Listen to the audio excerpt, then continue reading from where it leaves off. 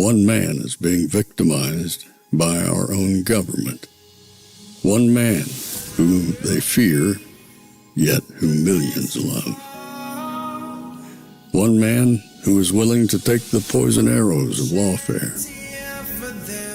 One man whose voice has been taken away by a corrupt judge operating in a corrupt system.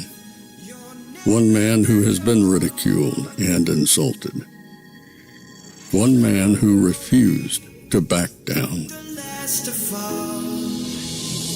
One man who refused to back down. One man who refused to back down. One man who stands between us and them. One man that wants to see America protected again. One man who wants to see America prosper again.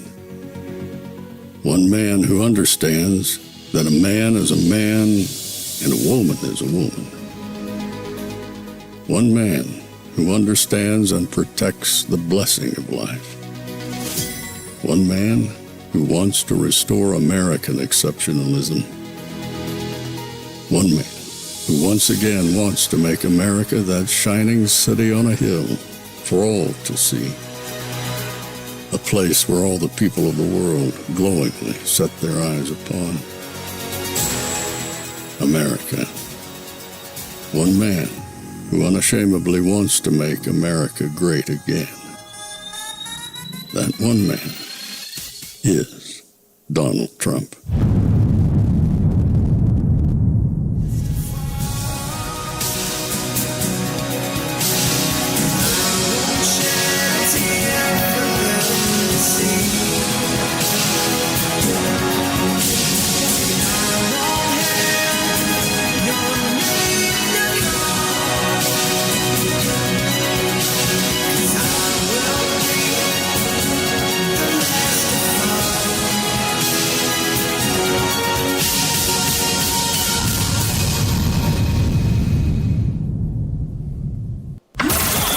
This is Fanfare with Barry Cunningham.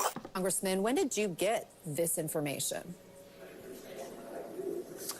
We actually just received all of these emails, a total of about 23,000 documents, actually a few days ago, so last week, and we've been going through, our team, of course, through all of these very carefully over the last few days. We obviously released some today. We'll be releasing additional documents likely later today. The important thing here is that we know, and we've been demanding, that Donald Trump and the DOJ release the full Epstein files. In what's been released today, which obviously is some quite serious, I think, connections between what Donald Trump may have known. There's communication between Jeffrey Epstein and Ghislaine Maxwell, obviously making some claims about Donald Trump spending significant time, hours, with possibly one of the victims. There's also disturbing emails there about Trump and Jeffrey Epstein that people can read for themselves. I think what's important right now is that we want to know why Donald Trump spent the entire campaign saying that he would release the files. And now that he's in the White House, there is a massive cover-up going on. The survivors deserve the truth. Let's see. Obama was president in 2008 and 9, and Biden was president, and then Kamala ran for president. And all these people, the entire time, if there was anything there that they sought to take down President Trump with, I'm pretty sure it would have come out. But no, I'm not even sure. I am 100% confident if there was any there, it would have come out. I am not going to spend a lot of time on this, not because I'm trying to hide anything, not because I'm trying to cover for President Trump, but because I can see what this is. A reasonable person would sit back and go, if they could have derailed President Trump, they most assuredly would. They did everything. Think about that. 2 impeachments. 2, not 1, 2 impeachments. Indictments all over the country. Wanted to put him in jail. Wanted to take his property. Wanted to take his business. wanted to destroy his friends and relationships. Anything and everything that they tried to do, they failed. And they couldn't stop him. Letitia James ran an entire campaign on taking down Trump. Alvin Bragg, let's take down Trump. Everything since the day he came down that escalator has been nothing but one long campaign to destroy one man. And here we are in November of 2025, and yet again, there's another supposed scandal. Oh my God, this one's worse than all the other ones. You tried to kill the man a couple times that we know of. And now you think this is going to do it? You think this is what is happening right now? No, not at all. Not at all. What we're seeing that you now can confirm with everything that you've been seeing, somebody, some group of people, whatever, are absolutely terrified of what's coming. And that terrifying, that horror is stretched across both sides of the aisle. The Republicans and the Democrats are completely terrified at what is coming. Do I know what's coming? No. But I'm watching the panic just completely escalate to a rabid, almost frothing peak of horror. I have never seen this many people combined with people on the right losing their minds, looking for anything to try and take you down. And this is starting to get into, I would consider, an even more dangerous zone, because now they're trying to pick off individual pockets of Trump voters. They're going to go after Trump with everything they got. And remember, he said, I'm just in their way. They're coming for you. And now what are you seeing all over social media? On the right and the left.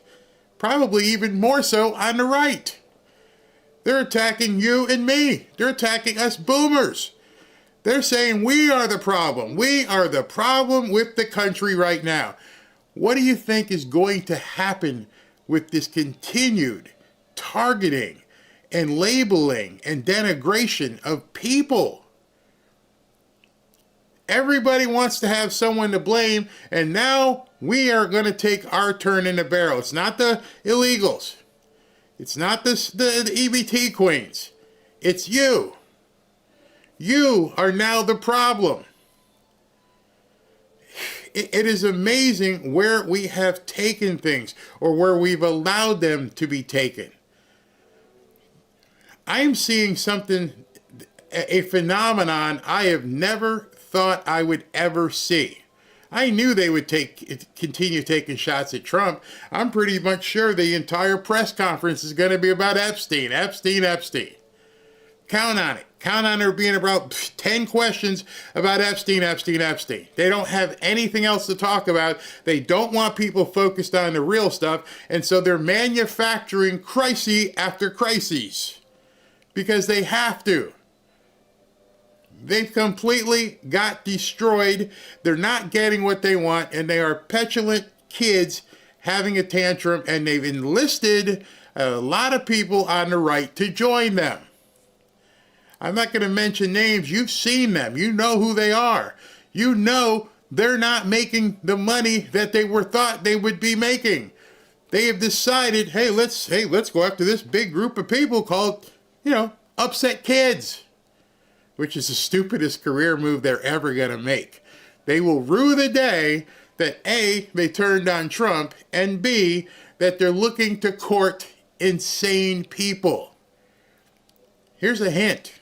Insane people don't have any money.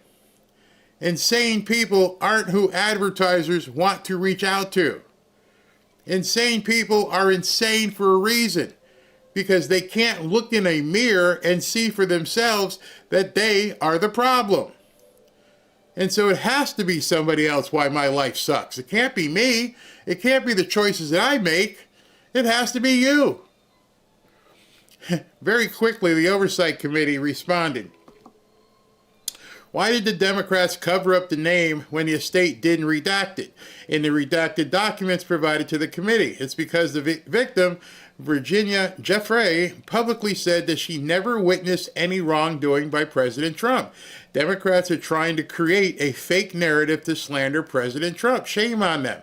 And here is the document. They went and redacted. And by the way, document doesn't say anything. His name is mentioned. That's it. In fact, if you've seen some of this stuff, it basically says he knew there was something going on, something bad going on. I think every single human walking the planet knew something bad was going on. There's no surprise there. So what is this all about? Why are people completely losing every resemblance of their minds trying to go after President Trump and boomers? What is it? Well, I wonder, let me see if I can find this, if this has anything to do with it, but there's information out that well, I'm going to show you. Let's put it this way. We're going to go in, and I'm going to show you some things, and I want you to have a completely open and objective mind. I don't want to hear all the trolling and the BS about Israel and everything else. I want you to have an open mind. When I show you this stuff, I'm going to ask you some questions, and I really want you to respond truthfully, honestly, with complete clarity so that you understand exactly what you're saying and how you're pointing fingers. You know, I made a post, and it was about this, the continuing saga. And it was about this kid who was crying and screaming and using every expletive he could possibly throw at a camera. F this, F that, effing Trump, effing O people, F, F, F, F, F, F. And it says, this lady goes, he's angry because he's going to school and he's working full time, has $17 to his name, he owns nothing and has no hope his life is going to improve, even if he continues to do everything, quote, right. And boomers in the comments are laughing at him. Sadistic lack of empathy for the young. And here's my response, because everything I wrote here is true. The only thing I owned at that age was a $300 Chevy Malibu that a gym owner where I was pumping iron sold it to me for $300. It actually had a rusted out hole in the floorboards in the back, and I couldn't have been happier to have it. Had 150,000 miles. I spent like $500 getting the floorboards repaired eventually, and then I drove it through my high school years, then into college. And then I took it home and gave it to my sister, and she drove it. I was happy as hell with that $300 car. Actually, it cost $100. It cost me $200 to fix the floorboards. I played football, and I practiced and worked out 3 hours every single day. From the time I was a freshman until the time I was a senior. Well, actually, continued after that. Every single day. I worked at night as a bouncer. Thankfully, I didn't have a $1,000 cell phone, because if they had cell phones back then, I probably wouldn't be here right now. But in any event, we didn't have cell phones. We didn't need them. We had people. I was too busy to make videos, and a fried bologna sandwich and some Kraft mac and cheese was a great meal at about 12:30, 1 o'clock in the morning. And it's funny, the entire thread of me putting that up is people recounting exactly the same thing. I mean, I'll just show you the first comment. I was married with a daughter at that point. I drove a $300 1968 Delta 88, but you couldn't kill it with the safest car I ever owned. Worked as a waitress because the hours were flexible. My husband, carpenter, roofer, depending on which contractor called first. Marcia says I went to college, worked at a nursing home at night, $4.25 an hour, managed 3 Kentucky Fried Chickens, paid off student loans, drove a Volkswagen, good gas mileage, heat sucked, got married, cleaned house, cooked actual meals. If I didn't have a babysitter, my son went to work on my hip. Do these kids really think that life was different for us? Sure, I went to school with a lot of rich kids. Their parents were doctors and lawyers and everything else, and they did have some privilege. But for the most part, we all worked our way through. We all did stuff. We all understood if you couldn't buy it, you couldn't have it. Hey man, I'd love to have those rims on a car. I'd love to have a stereo in a car like that. And I would work, and back then working as a bouncer, I made more in tips from people not wanting to get thrown out of a club. And I'd be like, whoa, made $80 tonight. I'm going to go buy me an 8-track player and put it in the car. And I loved that life. I didn't blame my situation on other people, man. The people around my dad or granddad's age, they had it so easy. I feel like it's an old folklore type thing. I walked 6 miles in the snow. I never realized I would be considered privileged from eating fried bologna and mac and cheese. Wow, it's amazing. By the way, I think you still can buy Kraft macaroni and cheese for under $1. I'm pretty sure you can buy the generic one for under $1. We all did it. I didn't blame anybody. I definitely didn't cry in public and go, oh, my life sucks. Well, spark up, man up, nut up. Get a haircut and do something with yourself instead of crying like a little you-know-what. But we all are being targeted right now. You're being targeted. I'm being targeted. And I fear for some people who are boomers because I fear that some of these nuts are going to be ginned up to take a swing or a shot at people that they envy because you've got a nice car. SV loves to go play pickleball. I'm pretty sure at the pickleball court, there's all kinds of boomers out there who have accomplished something in their life, and it's like a boomer rodeo out there. They may try to do something. My wife goes shopping. She's got a nice car. What the hell is wrong with people pushing this? And I am so sick. I mean, up to here with certain pollsters who are trying to say that, hey, today I spoke to X amount of voters and they said that you're talking to the wrong people. You are talking to the wrong people. How about showing us who you talk to? Put them on video with you. You're on video every single night. Call them all in, do a focus group. Let us talk to them. Maybe you're asking the wrong questions. I'm sick of it. Sick of it. And I'm also asking you to be very careful. Let's continue. There's never going to be a country like what we have right now. And does that the mean Republicans have to talk about it? And does that mean the H-1B visa thing will not be a big priority for your administration? Because if you want to raise wages for American workers, you can't flood the country with tens of thousands or hundreds of thousands of foreign workers. You also do have to bring in talent. When we a have country plenty of talented people no, here. You don't. No, you don't. We don't have talented people here? No, you don't have. You don't have certain talents, and people have to learn. You can't take people off an unemployment line and say, I'm going to put you into a factory where we're going to make missiles, or I'm going to put How did we ever do it before? Well, I'll give you an example. In Georgia, they raided because they wanted illegal immigrants out. They had people from South Korea that made batteries all their lives. You know, making batteries are very complicated. It's not an easy thing and very dangerous. A lot of explosions, a lot of problems. They had like 500 or 600 people, early stages, to make batteries and to teach people how to do it.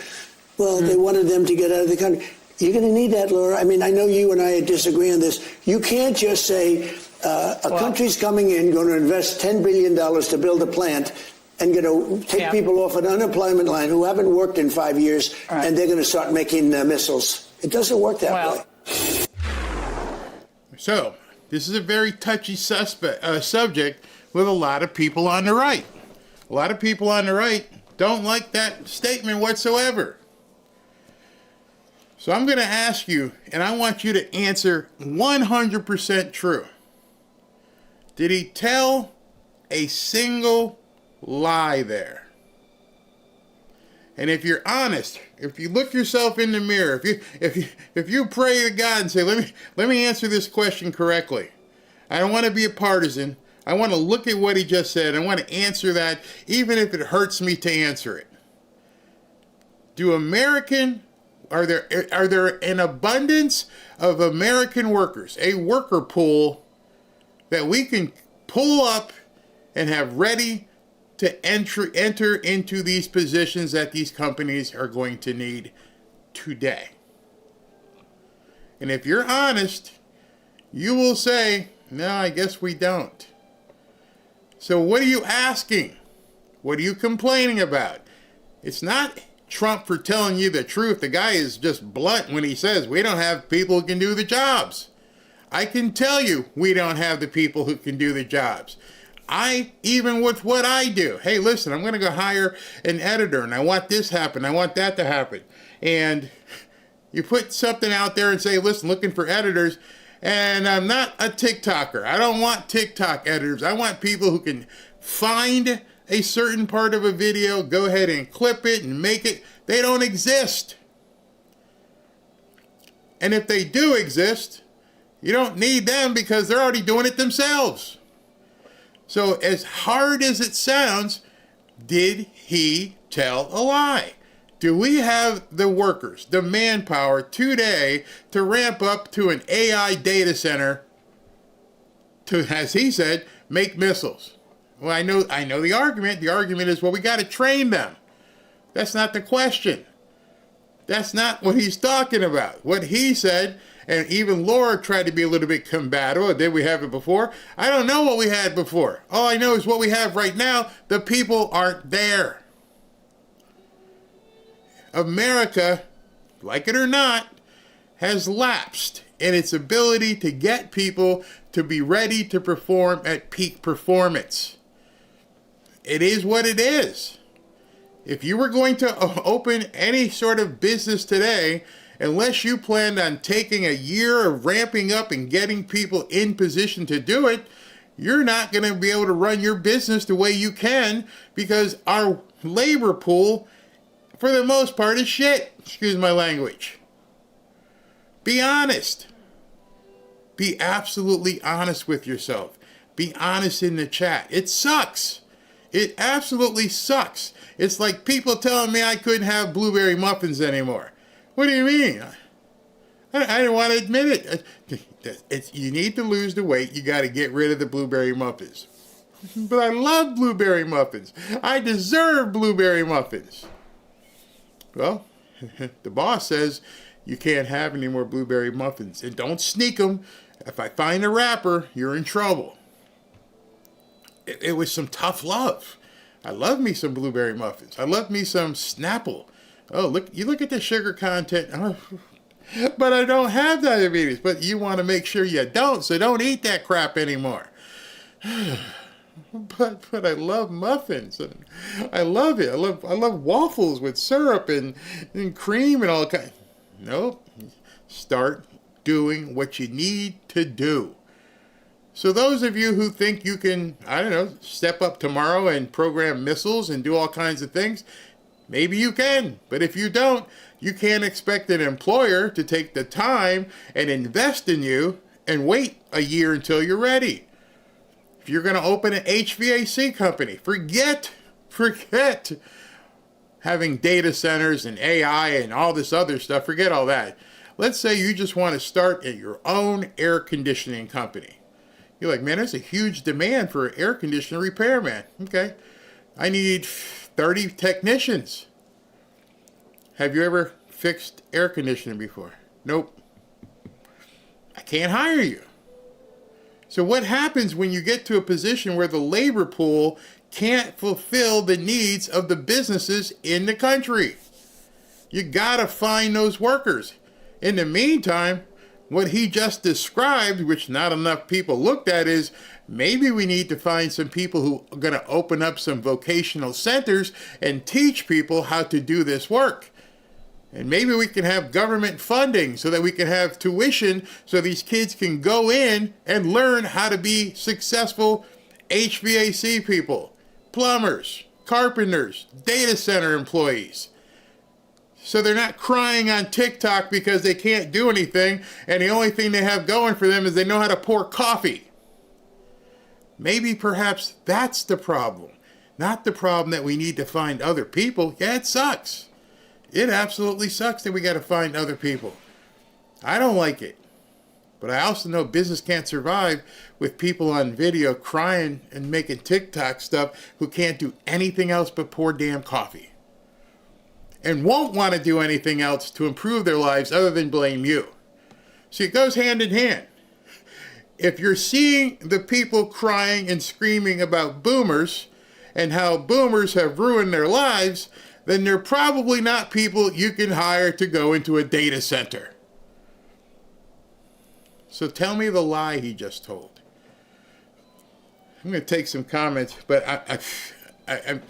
I'm at a loss for words when I see people actually complaining about what he just said. When you look in the mirror and ask yourself that question, you realize, yeah, something's wrong. It's been happening for quite some time, and now we're at peak level of inefficiency. We let these kids believe that they could all be TikTok stars, and when they're not making any money on TikTok and they're broke as hell and they can't get jobs, it's your fault and my fault and Trump's fault because he's bringing in peak employable people. That's insane. Absolutely insane. Real quick here. Did you know that U.S. life expectancy peaked at 78 years old in 2014? And global life expectancy is declining for the first time in 30 years because people are aging faster than ever before. This is due to more toxins in the air, chemicals in our soil, and food and other external factors that are new to us, killing our bodies from the inside out. And you guys know this to be the truth because it's probably happening to you. If certain pains that you're having, certain knee pain, back pain, all this kind of stuff, it is actually happening. What most people don't know is that you can actually fight this stuff and fight aging on a cellular level. There are a lot of studies out there right now that can prove this. Scientists have discovered that one of those things is kimchi. It actually slows the aging process of human cells, helping protect them and delay aging at a cellular level. The power of nature can outweigh the power of pharmaceuticals without the nasty side effects, and now you can get all the benefits of kimchi in one simple capsule. Kimchi 1. Each capsule delivers over 900 probiotic strains plus antioxidants and enzymes that support your digestion, metabolism, and your skin health from the inside out. As we age, we become more susceptible to microbial threats. I've got a sweatshirt here underneath because it's cold here in South Florida, and I don't want to get sick. Don't make fun of me. I know it's like 58 degrees, which some of you guys would find a heat wave, but down here, that kind of change of temperature can get you sick. I don't want bad things flying around, ingesting them through my nose, so I personally understand the need for taking a product like Kimchi 1. Kimchi 1 is a natural antimicrobial, helping your body fight off harmful bacteria, viruses, and even toxins while boosting immunity and energy. Best of all, Kimchi 1 is 100% made in the USA. It's all natural and non-GMO. It supports your gut, it protects your cells, and it helps you feel younger every single day. You can tell. I mean, I was up late last night doing a show. I'm right here bright and early today. So you might want to look at getting Kimchi 1 from Brightcore. And if you call right now, you can get Kimchi 1 at a discount. You get an exclusive offer by clicking the link in the description, or just use code BARRY for 25% off your entire order. Or for an even better deal, call my friends at Brightcore for up to 50% off and free shipping. Give them a call now at 888-418-6738. It's genius. It's pure genius. America is the country that started the AI race. And as President of the United States, I'm here today to declare that America is going to win it. We're going to work hard. We're going to win it. Why do so many financial experts call silver the most undervalued asset today?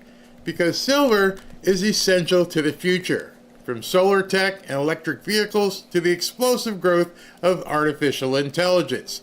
Demand is rising fast, and yet silver is still trading at a bargain. With billions pouring into AI, silver prices have only one place to go, and that's up. In fact, silver may be the most overlooked asset class in financial planning. The opportunity for silver is well documented. The market for silver could double or even triple by 2026. You see, I believe in hard assets like this bar of silver. You can hold it in your hand. You can put it in your IRA. You can put it in your home safe. And relative to gold, it's very affordable. That's why I urge you to call my friends at Lear Capital and get their free report, The AI Revolution, and see why silver prices could be set to soar. Call 800-601-5430 or go to learberry.com. But don't wait. We all know. We've seen it. The government can print lots and lots of dollars, but they can't print silver. One of the senators voting for this deal was Senator Dick Durbin, the Illinois senator who's retiring, the Illinois Senate seat you are now running to win. Did Dick Durbin cut a bad deal for America? Well, I disagree with his vote, but, you know, he's had an illustrious career of standing up for working families. I'm not going to tear him down today. But today we are in the House and we're going to vote on this deal. I'm going to be voting no. There's still time for this to get righted. I think that it's going to be on razor's edge as it normally is in the House. And so I hope that your viewers speak up and ask Democrats to stand united and also get a few Republicans to flip as well. When you talk about getting it righted, what do you mean? Amendments or voting this down? I'd like to see it voted down. I want it voted down, and I think we got to go back to the drawing table. Look, the ACA tax credits are about to expire, and as it is, we have 11 hospitals in Illinois that are about to close because of what the president calls the big, beautiful bill. I call it the large, lousy law. I visited these hospitals in Illinois, and they're basically saying, look, if this ACA tax credit issue is not resolved and those tax credits are not extended, it's going to put additional pressure, and maybe even more health systems may face closure as well. So these guys don't want this bill to pass. They're going to do anything possible to make sure this thing doesn't pass. And to be honest with you, I hope it doesn't pass either. I hope that this thing doesn't go through. Not that I don't want the government to open. I want President Trump to open it. I want him to, at this point, shut all these people down, shut all the panicans down, shut all the traitors down, and say, listen, if you want to come after me, let me give you something to come after. Let me show you what I'm actually going to do. I am going to declare the Insurrection Act. I am going to go ahead and break the filibuster. Might as well be the person that you think I am and show you. I'm tired of all this tennis that we're playing back and forth and back and forth. It makes no sense whatsoever. There is nothing making sense in our government right now. I think you have to admit that. And then we find out, well, I'm going to tell you, even Mike Johnson lied. Not Mike Johnson, John Thune lied. This is getting crazy. When you find out the lie, you may even, as a Trump supporter, go, what the hell are they doing? There is a likelihood, not a huge likelihood or probability, but there is a probability that this thing could actually get kicked back to the Senate. Don't be surprised if it happens. I'm telling you, don't be surprised if it gets kicked back. This is your buddy in Chicago. Senator Durbin's vote on Sunday, can you give us your first reaction on camera to that vote, and what should we make of the fact that the 7 Democrats and 1 independent are either not running imminently or retiring from office? I have enormous respect and always have for Senator Durbin. I disagree with his vote. I do not think that the 8 members of the Senate that voted the way that they did should have done that. I think that we had an opportunity to make sure that we were protecting people's health care across the nation. But for whatever reason, those members decided to vote the way that they did. Again, I'm disappointed. I think that more could have been done here. But there is another opportunity in January, and we'll see what happens. Governor, to follow up with that, would you want Senator Durbin to endorse your Senate candidate, Lieutenant Governor Juliana Stratton, or is this endorsement tainted? I'm not going to speak to that here. I'll just say that I have worked with Senator Durbin over the years. He's a good person. He tries to do the right thing. I don't agree with what he did last Friday, or a couple of days ago, I guess. I don't agree with what he did, but I respect him, and I'm also, as many of you know, I believe that Juliana Stratton is the right person to replace him in the United States Senate, and she has stood foursquare for restoring health care and restoring SNAP benefits to the people of the state of Illinois. You see, these people don't want what you want. They don't want the government open so that everybody can re-prosper. They want the government open so that people who are broke basically can get their free stuff and that you have to pay for it. That's all they want. They want to embrace and are trying to force socialism down your throat. They want you to go ahead and make sure the EBT queens get everything they want. They want to make sure that you're paying somebody else's health care. I posted something yesterday. They called it the Affordable Care Act. And I want to know, I would love somebody to explain to me how it's an affordable insurance if it requires other people to pay for it.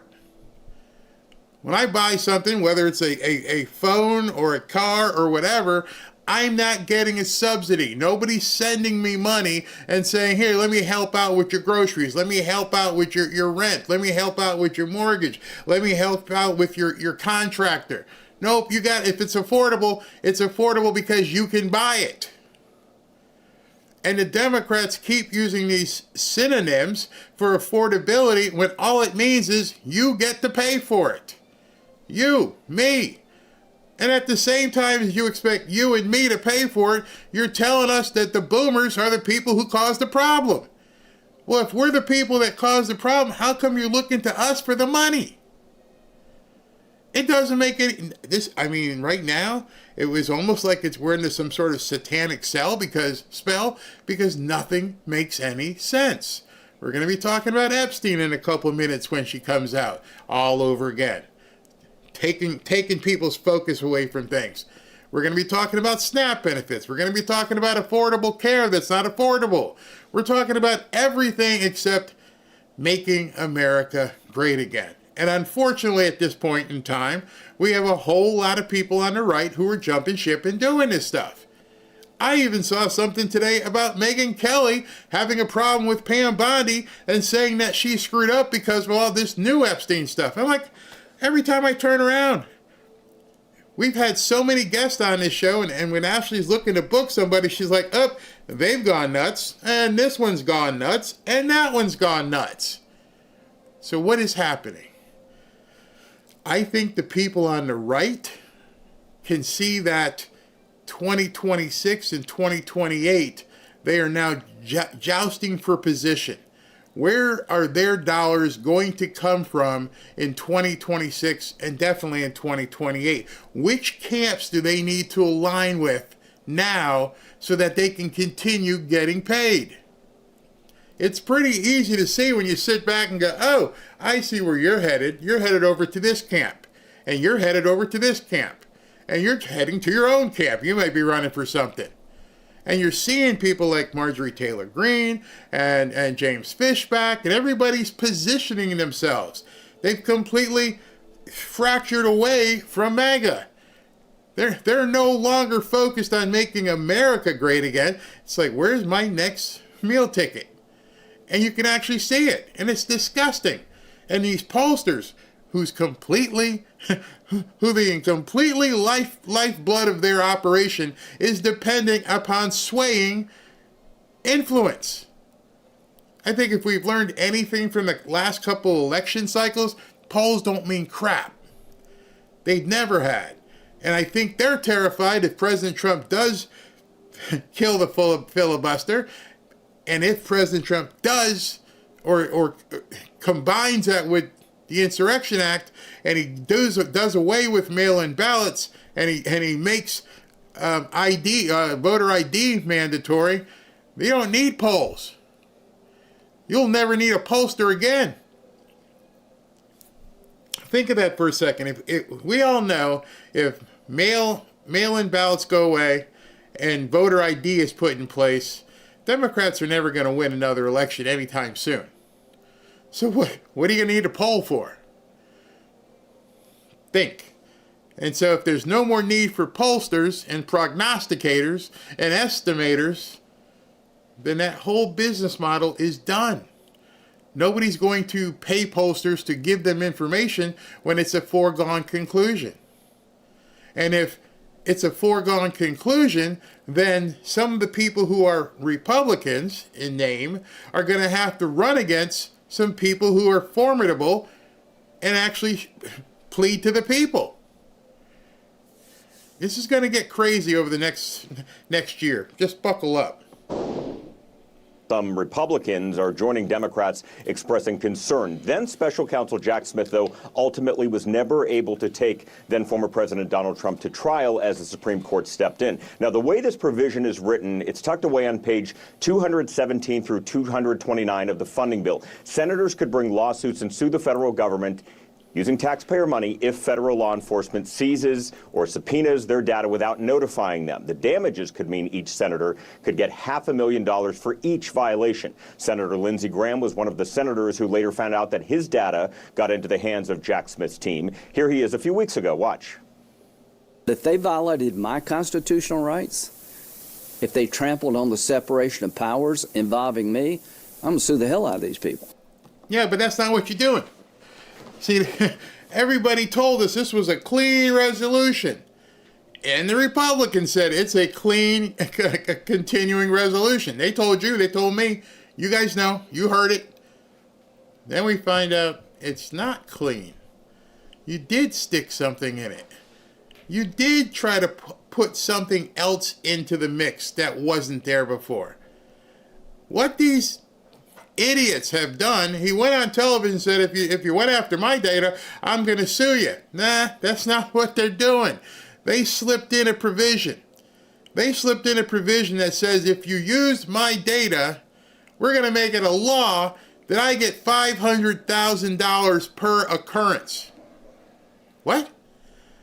Those 8 senators, nobody else, will get $500,000 of taxpayer money every single time their data was accessed.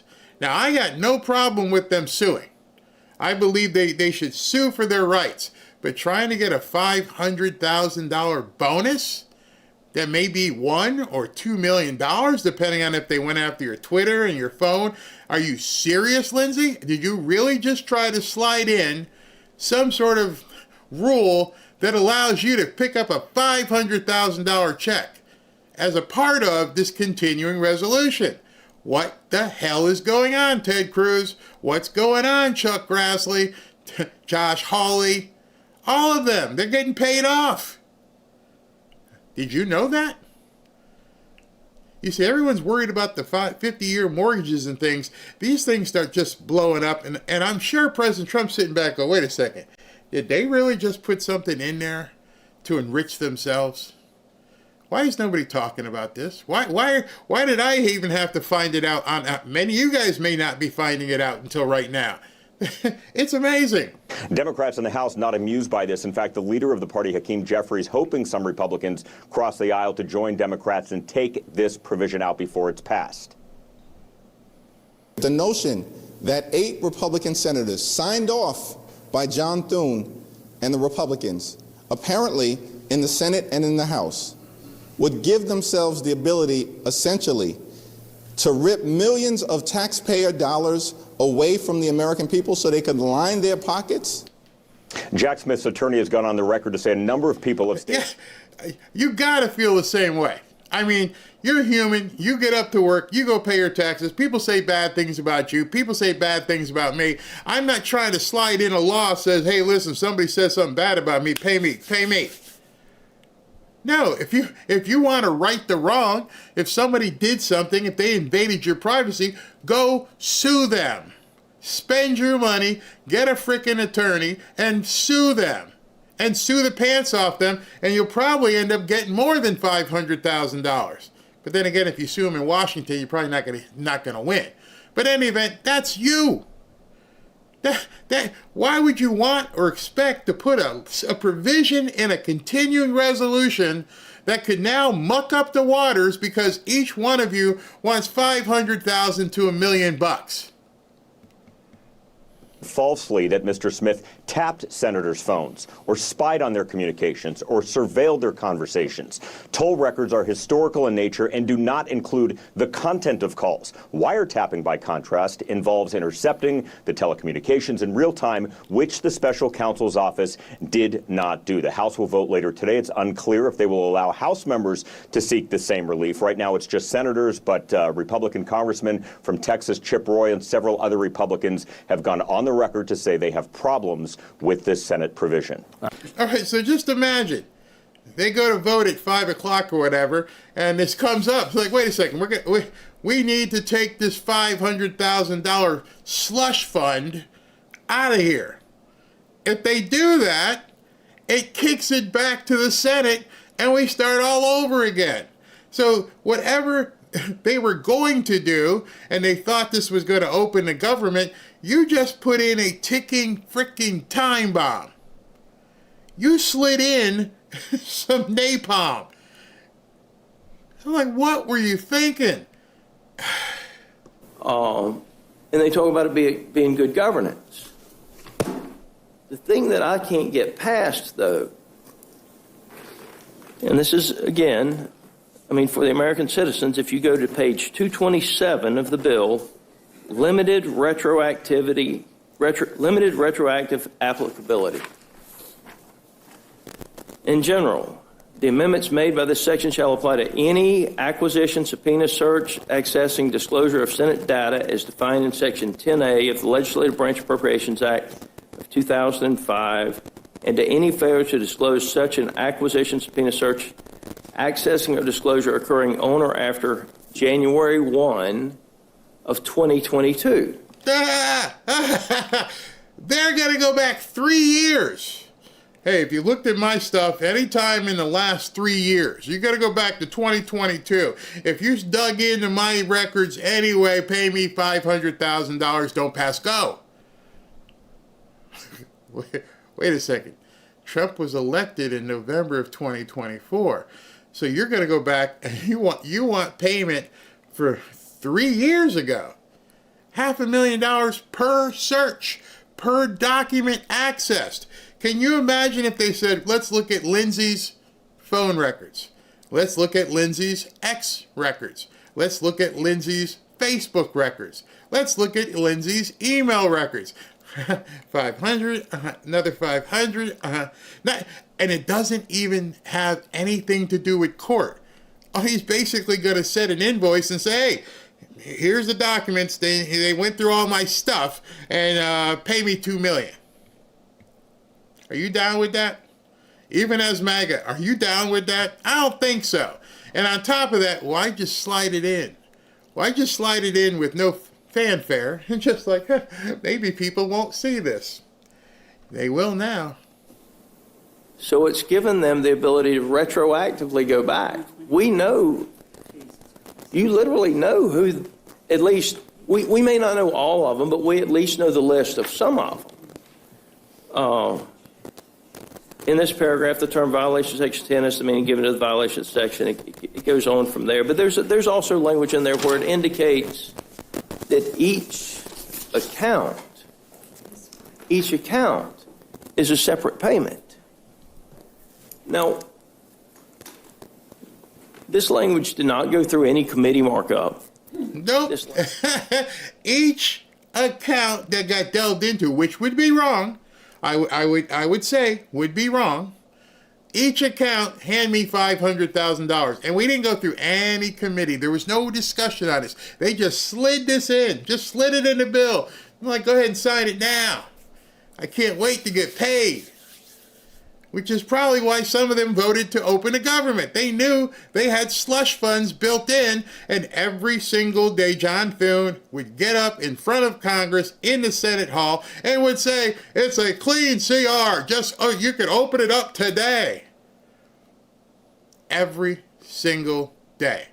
Mike Johnson, although it was a Senate document, he had to have read it and understood too.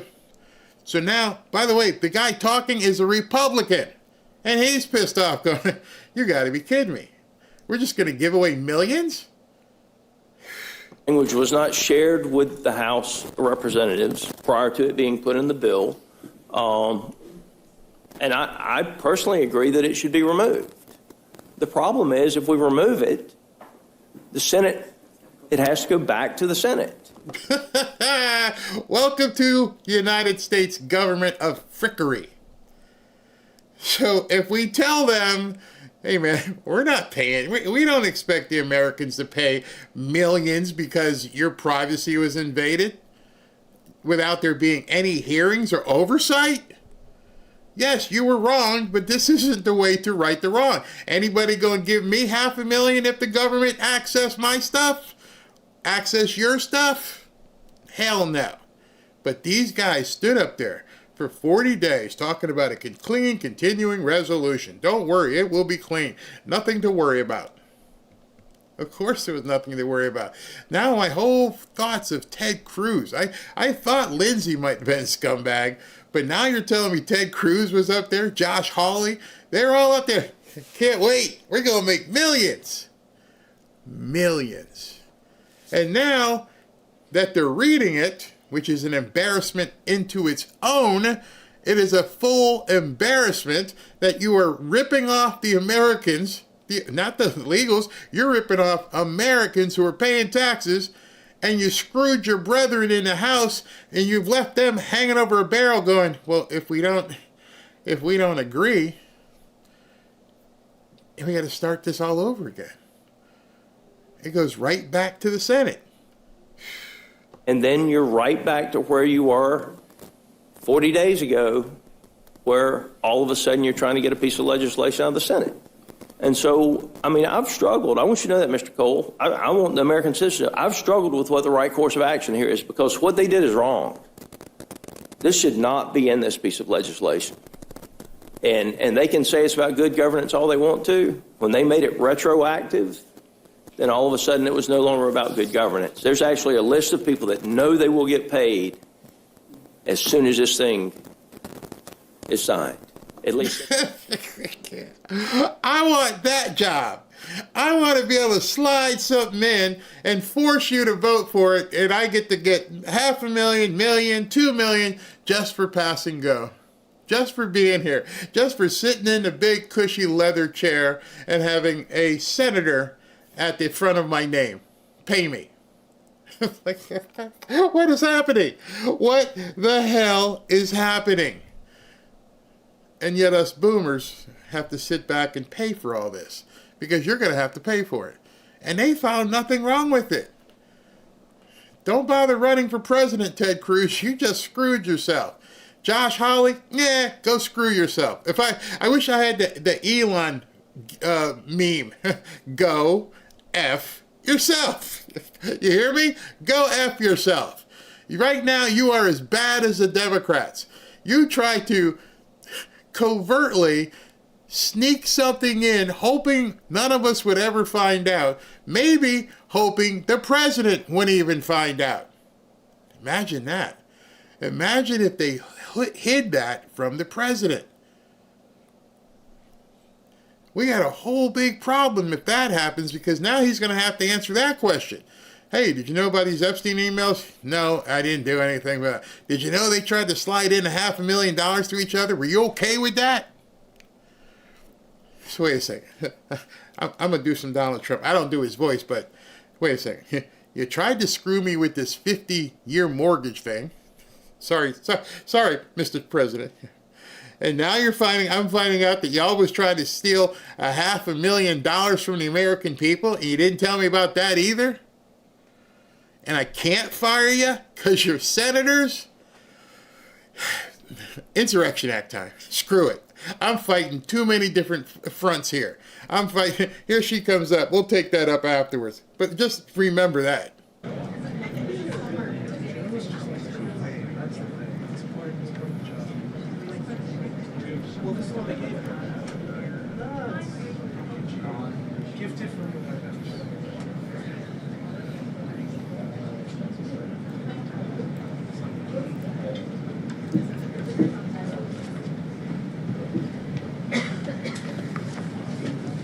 Good afternoon, everybody. Thank you for being here today. We are going to get to my remarks and Q&A as always, but I do have the FBI director with me here, Kash Patel. You all know him well. And he's here to provide an update for you all with respect to China. As you know, President Trump had a very successful meeting on his trip to Asia with President Xi, where they discussed the need for China to crack down on fentanyl production and distribution, which ultimately makes its way here to the United States of America. And the FBI director recently traveled to China following President Trump's meeting to meet with his counterpart in Beijing. And he has a really positive announcement for the American people to share. So the president wanted me to bring the FBI director out to share that with all of you today. So Kash, please, thank you for being here. Thanks, Caroline. As Caroline mentioned, we have some tremendous news thanks to President Donald J. Trump once again for the American people. As soon as the President of the United States took office, he issued a mandate to rid America of the scourge that is fentanyl, a drug that has killed hundreds of thousands of Americans. Thanks to his leadership and direct engagements with China, we set up a framework to execute that mission 8 months ago. Attorney General Bondi immediately thereafter took steps to engage her counterpart in China at the Ministry of Public Security. Pursuant to their direct discussions, as the FBI director designated to run counterpoint on this, along with the Secretary of State Rubio and Ambassador Perdue and the team here at the White House, we set forward a path to implement the policy needed to crush the plague of fentanyl. Deputy Attorney General Blanche and our teams have been hard at work ever since, ultimately culminating in my trip to Beijing last week. This was only possible due to President Trump's historic engagement with President Xi just a few short weeks ago that set the stage for today's announcement. At that meeting, the leaders reached an agreement. But just to put this in frame for the American people, a reminder here that nearly 100,000 people died of fentanyl overdoses just last year alone. Here, this year, under this president, the FBI has seized 1,900 kilograms of fentanyl so far. That is a 31% increase from the same time period last year. To put it in perspective, that's enough fentanyl to kill 127 million Americans. Fentanyl precursors are what makes up fentanyl. While we, the interagency, the Department of Justice, have been fighting hard to seize and stop drug traffickers, we must attack fentanyl precursors, the ingredients necessary to make this lethal drug. That was the sole purpose of my trip to China, to eliminate these precursors. And if successful, we would suffocate the drug trafficking organization's ability to manufacture fentanyl in places like Mexico. This was the first time an FBI director has been to China in over a decade and received the audience with his counterpart to address this matter directly. And again, thanks to President Trump's direct engagement with President Xi, the government of China committed fully to my engagement there on the ground in Beijing at a level never seen before. While at Ministry of Public Security headquarters, I met with my counterpart at MPS, where the Chinese government agreed on a plan to stop fentanyl precursors.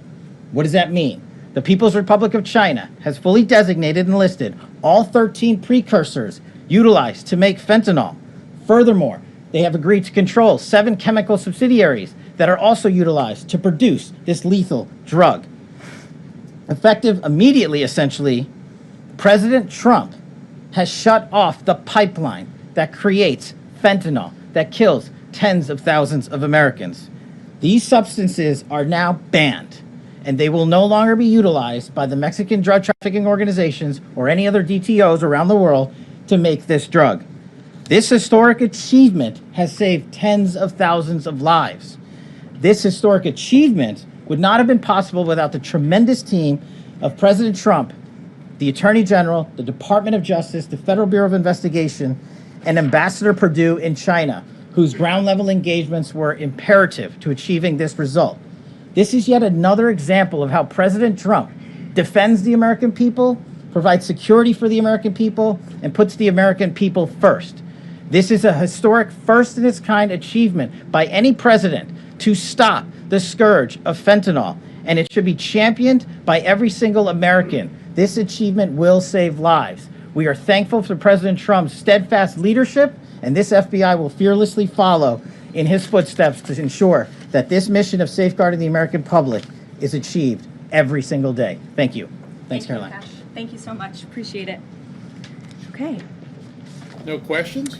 Thank you again, Director Patel. Before we get going, I do have one quick scheduling announcement.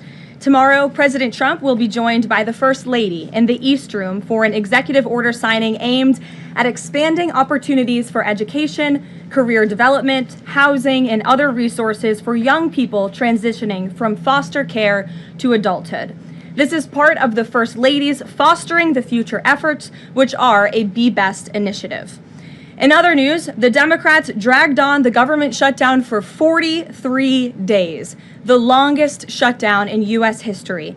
But tonight, thanks to Republicans, the White House is very hopeful that this shutdown is going to come to an end. The damage caused by the Democrats with this reckless government shutdown cannot be forgotten. It is entirely the fault of the Democrat Party. Just look at the vote count. Hundreds of thousands of federal employees have missed their paychecks. Tens of billions in wages and benefits were withheld, impacting vulnerable families. Millions of low-income Americans missed their SNAP benefits. Nearly 20,000 flights at airports across the country were delayed due to staffing shortages, causing Americans to miss family events, vacations, and work obligations. According to Airlines for America, an estimated 5.2 million travelers have had their flights disrupted over the course of the Democrat shutdown. And our economy has lost billions and billions of dollars in economic activity over the course of this shutdown, hurting consumer sentiment and crushing the travel and hospitality industries. According to a CBO estimate, the Democrat shutdown could end up decreasing fourth quarter economic growth by 2 whole percentage points. The Democrat shutdown made it extraordinarily difficult for economists, investors, and policymakers at the Federal Reserve to receive critical government data.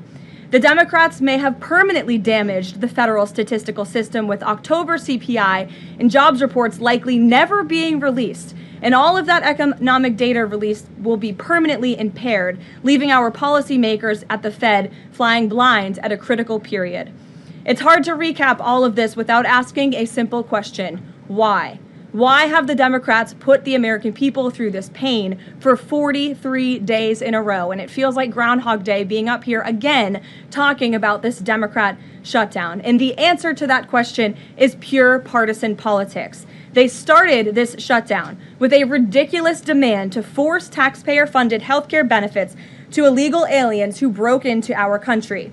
Even after it was clear President Trump and Republicans would never force American taxpayers to pay for free health care for illegals. In fact, President Trump's One Big Beautiful Bill fixed that problem. The Democrats kept dragging this reckless government shutdown on for weeks longer to boost their turnout in an election, perhaps one may guess. That's because the Democrats are totally captured by their far left-wing base, who only care about attacking President Trump, even if it means hurting innocent Americans in our country. The Democrats' weakness and their unwillingness to buck the fringe members of their party dragged this harmful shutdown on for 7 weeks and inflicted massive pain onto the American public. But let's be clear. The clean CR being voted on today in the House of Representatives that will lead to the reopening of the federal government is what President Trump and Republicans have supported from day one. Our troops, air traffic controllers, and federal employees will be back to receiving their regular paychecks. Families in need will get back to receiving their food purchasing assistance, and the people's government will soon be back open for business. President Trump looks forward to finally ending this devastating Democrat shutdown with his signature, and we hope that signing will take place later tonight. On another matter, I want to address the affordability issue that's received a great deal of media attention this past week, which is ironic because it didn't receive that much attention when Joe Biden was here and inflation was at a record high 9%, the worst inflation crisis in modern American history. And President Trump won a landslide election in part to address the affordability issues created by Joe Biden and the Democrats. And that's exactly what President Trump has done since day one of his administration. Since the first day in office and every day since, the Trump administration has taken aggressive action to fix the Biden-created cost of living issues. The notion that the same Democrats who just shut down the federal government to sabotage our economy, rob people of their paychecks, and also helped Joe Biden ratchet up inflation to 9% are now suddenly affordability champions, that notion is completely absurd. And it's something only the liberal media would have the gall to push. But the reality is that President Trump and his administration have done so much to lower prices and increase the economic prosperity of the American people. And this president and his team of amazing economic advisors are going to keep working on this issue every single day.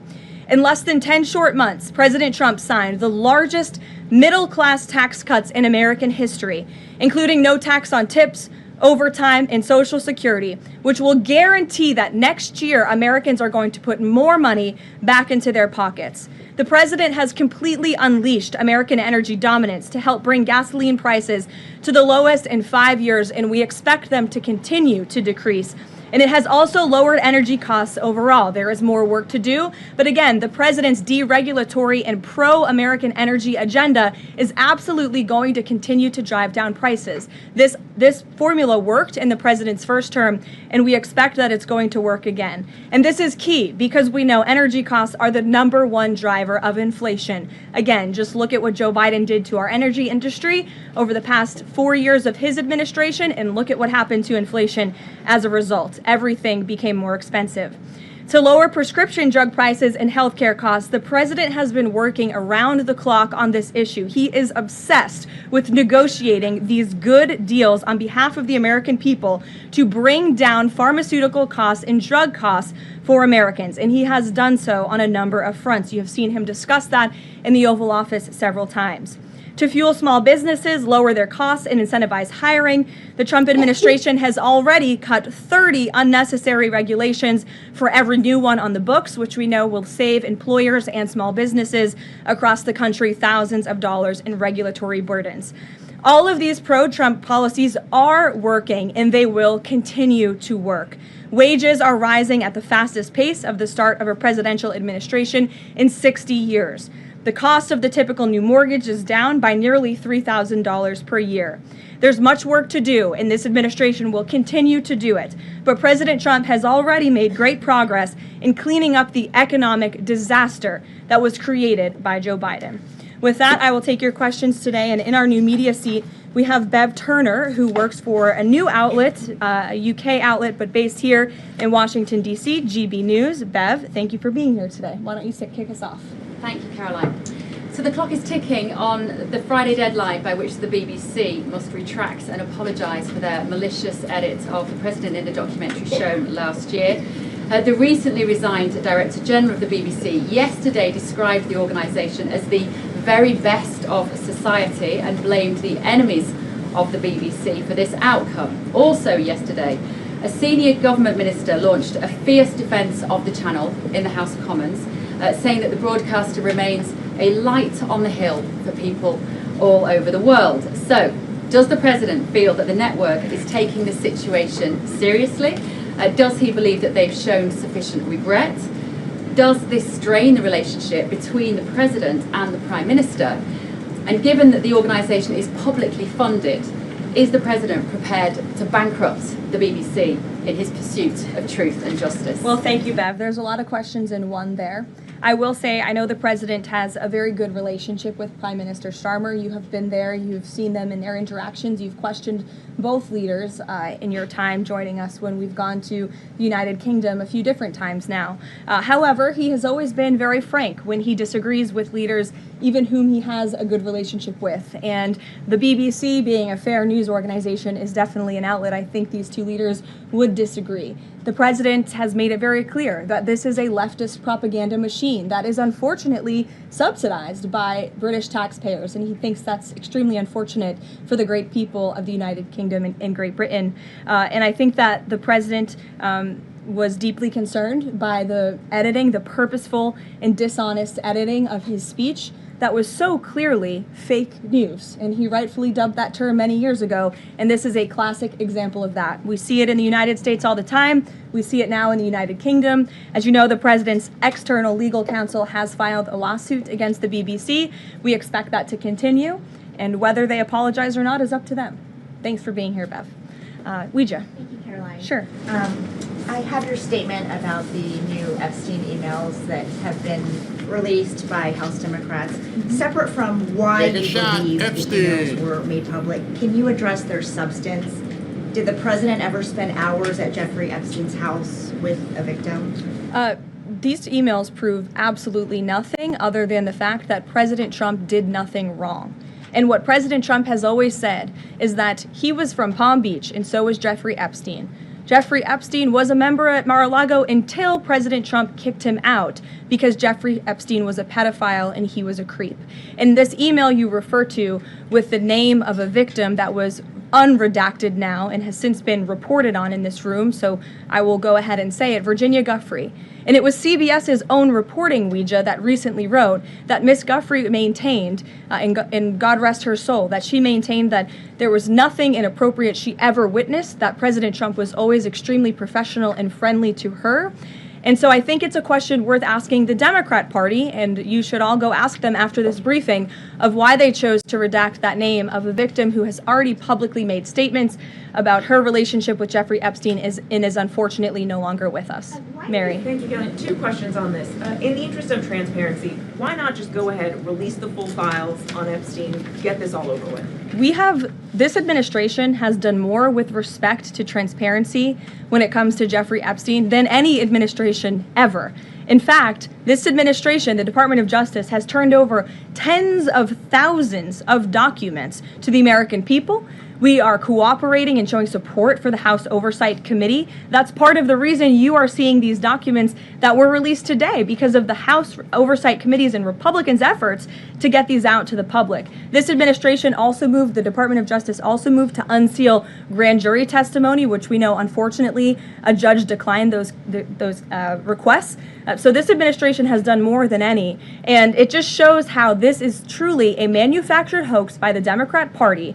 For now, they're talking about it all of a sudden because President Trump is in the Oval Office. But when Joe Biden was sitting in there, the Democrats never brought this up. This wasn't an issue that they cared about because they actually don't care about the victims in these cases. They care about trying to score political points against President Trump, as we have, of course, seen with this government shutdown. And this entire thing, again, it's not a coincidence to the American people at home. There are no coincidences in Washington, D.C. And it is not a coincidence that the Democrats leaked these emails to the fake news this morning ahead of Republicans reopening the government. This is another distraction campaign by the Democrat and the liberal media, and it's why I'm being asked questions about Epstein instead of the government reopening because of Republicans and President Trump. But given your interest in transparency, Caroline, why are White House officials then meeting with Representative Boebert in an effort to try and get her to not sign this petition calling for the release of the files? Doesn't it show transparency that members of the Trump administration are willing to brief members of Congress whenever they please? Doesn't that show our level of transparency? Doesn't that show the level of transparency when we are willing to sit down with members of Congress and address their concerns? That's a defining factor of transparency. Having discussions with members of Congress about various issues, and I'm not going to detail conversations that took place in the Situation Room in the press briefing room. Reagan. I have a question about the government shutdown. Thank you. I'm glad someone does. First, on the government shutdown, the shutdown deal reverses the administration's RIPs, and it also prohibits more from happening until the end of January. I'm wondering if the president had input on this element of the deal, and if he's at all disappointed that's going to reverse the downsizing of federal government that they did during the shutdown. I mean, look, I think it's about 6,000 workers total. When you look at that in comparison to the reduction in the federal workforce that this administration has done since January to get rid of the waste, the fraud, the abuse, and to reduce the size of our federal bureaucracy, we've done a lot of great work on that front, and we will continue to. But obviously, the president's main priority was to reopen the federal government and get people back to work, and that's what this deal accomplishes. There's been reports in Israeli media that the U.S. is considering building a temporary military base on the Gaza border. Can you confirm these reports? So I had a conversation directly with the reporter who wrote this article, and this article was based on a single piece of paper, an inquiry that somebody in the Department of Navy made about an idea that may happen in the future.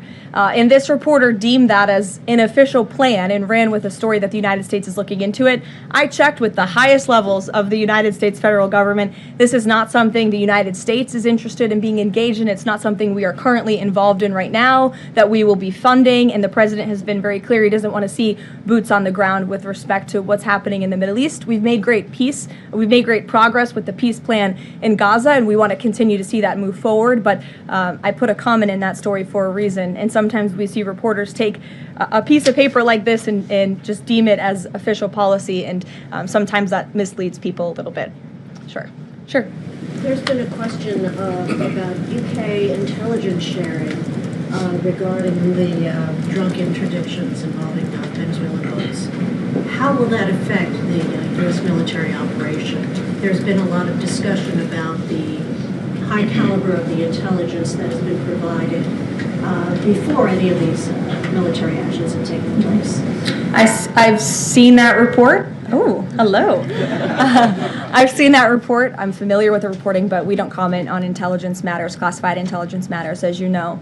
As for the Trump administration's position on our narco-terrorist campaign in the Caribbean, it is going to continue, and the president has made it very clear he's not going to allow terrorists to bring illegal drugs that kill American citizens into our great country. Sure, John. I'll go to John and then Zolan. Go ahead. Thank you so much. Trump has talked about sending out $2,000 checks to U.S. citizens. Earlier this year, he also talked about sending a Doge dividend. That didn't materialize. Should U.S. Citizens expect the $2,000 proposal? Is the White House committed to making that happen? The White House is committed to making that happen, yes. And we are currently exploring all legal options to get that done. I don't have a timeline for you or any further details, but I can confirm for you that the president made it clear he wants to make it happen. And so his team of economic advisors are looking into it. And when we have an update, we'll provide one. Zolan. You said at the top that one of the costs of the government shutdown was that people missed their SNAP benefits. Can you explain then why the administration went to court to fight the funding of food stamps and SNAP benefits? So recipients missed their SNAP benefits because the Democrats shut the government down, and they forced the administration to tap into a contingency fund that did not even fund the full entirety of this program.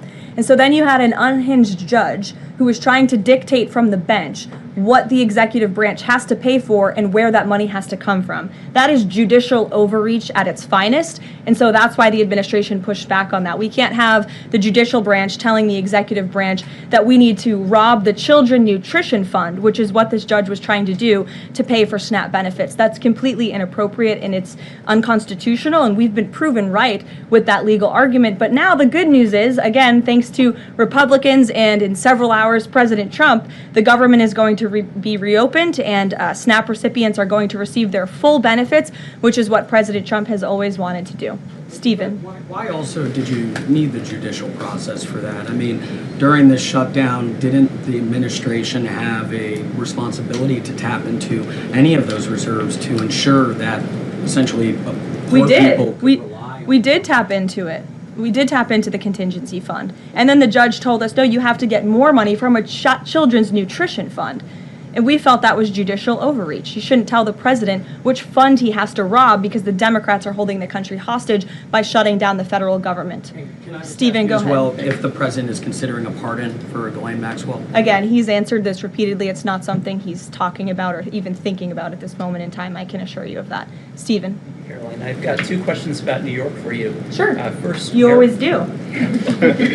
Mayor-elect ran for the New York Post. Mayor-elect Mamdani, he said that he plans to reach out to President Trump and that, quote, this is a relationship that will be critical. Does the White House have a response to this planned outreach? It's the first time I'm hearing of it. I'll let the president respond himself to that comment by Mr. Mamdani. My second question, Jack Schlossberg, the grandson of President Kennedy, announced today that he's running for Congress. He, in the recent past, has referred to his uncle, the HHS secretary, as, quote, a rabid dog, and he has said that the Trump administration is, quote, the most corrupt in American history. Does the White House have a comment on this sort of comment from a rising star in the Democratic Party? I don't even think such ridiculous comments are responding to. Obviously, those things are not true. And Secretary Kennedy is doing a phenomenal job bringing transparency and the gold standard of science back to our healthcare system. Eamon. Thank you, Caroline. The president's hosting a number of Wall Street CEOs for dinner tonight here at the White House. Can you give us the names of the CEOs who are going to be here and give us a sense of what the president's message to Wall Street is going to be tonight? I don't have a full list for you in front of me, Eamon. I know you've reported on some names, and we've helped you navigate whether those names were truthful or false. But I know the president actually plans to bring some of you into the dinner tonight, so you'll see for yourself in several hours if that's okay with you. And there's been some reporting that the White House is frustrated with Bill Pulte and the rollout of this proposal for a 50-year mortgage. Can you tell us if the White House is frustrated with that rollout and if the White House still supports the idea of a 50-year mortgage for Americans? This is a proposal that the president himself has commented on. I would defer you to the president's statements, and it's something that the administration is discussing and seriously looking into. Sure. Danny, and then go ahead. Thank you. Some Democratic members of Congress have invited Britain's former Prince Andrew to testify on the Epstein scandal. I was just wondering if President Trump thinks that former Prince Andrew should indeed come and testify to Congress on that. I haven't spoken to him about that specific matter, but I can ask him and get back to you.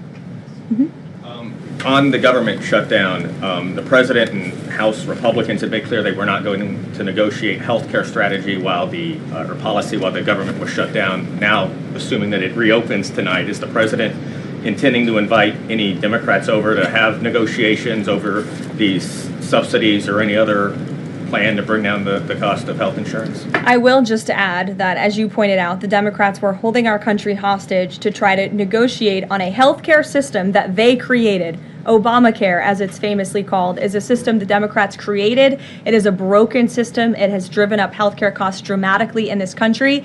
And now they shut the government down to try to fix that system they broke. It doesn't make any sense to us, which is why the president said that's a completely untenable position. However, once the government reopens, the president, as he's always maintained, is absolutely open to having conversations about healthcare. And I think you'll see the president putting forth some really good policy proposals the Democrats should take very seriously to fix, again, the system that they broke. You can't trust the same people who broke the system to fix it, and so the American people will continue to hear from the president on this issue.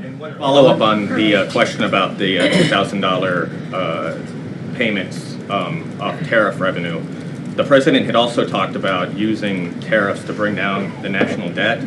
Would this be in lieu of that? Like, this is now the new way to maybe to use that tariff revenue? No, the president put out a statement on this clarifying he wants to do both things with the tariff revenue that he's bringing into this country. Trillions of dollars are expected to continue to pour in, and it's part of the reason that the Supreme Court case is so vital for our country's future, to restore our manufacturing industry in this country, to protect our national security, to continue to allow the president to use tariffs as leverage to negotiate economic deals that, again, are good for our national security. And that revenue can then be used for various reasons, to pay down our debt and also perhaps to give these rebate checks back to Americans, which, again, the White House is exploring the legal options of how we can get that done.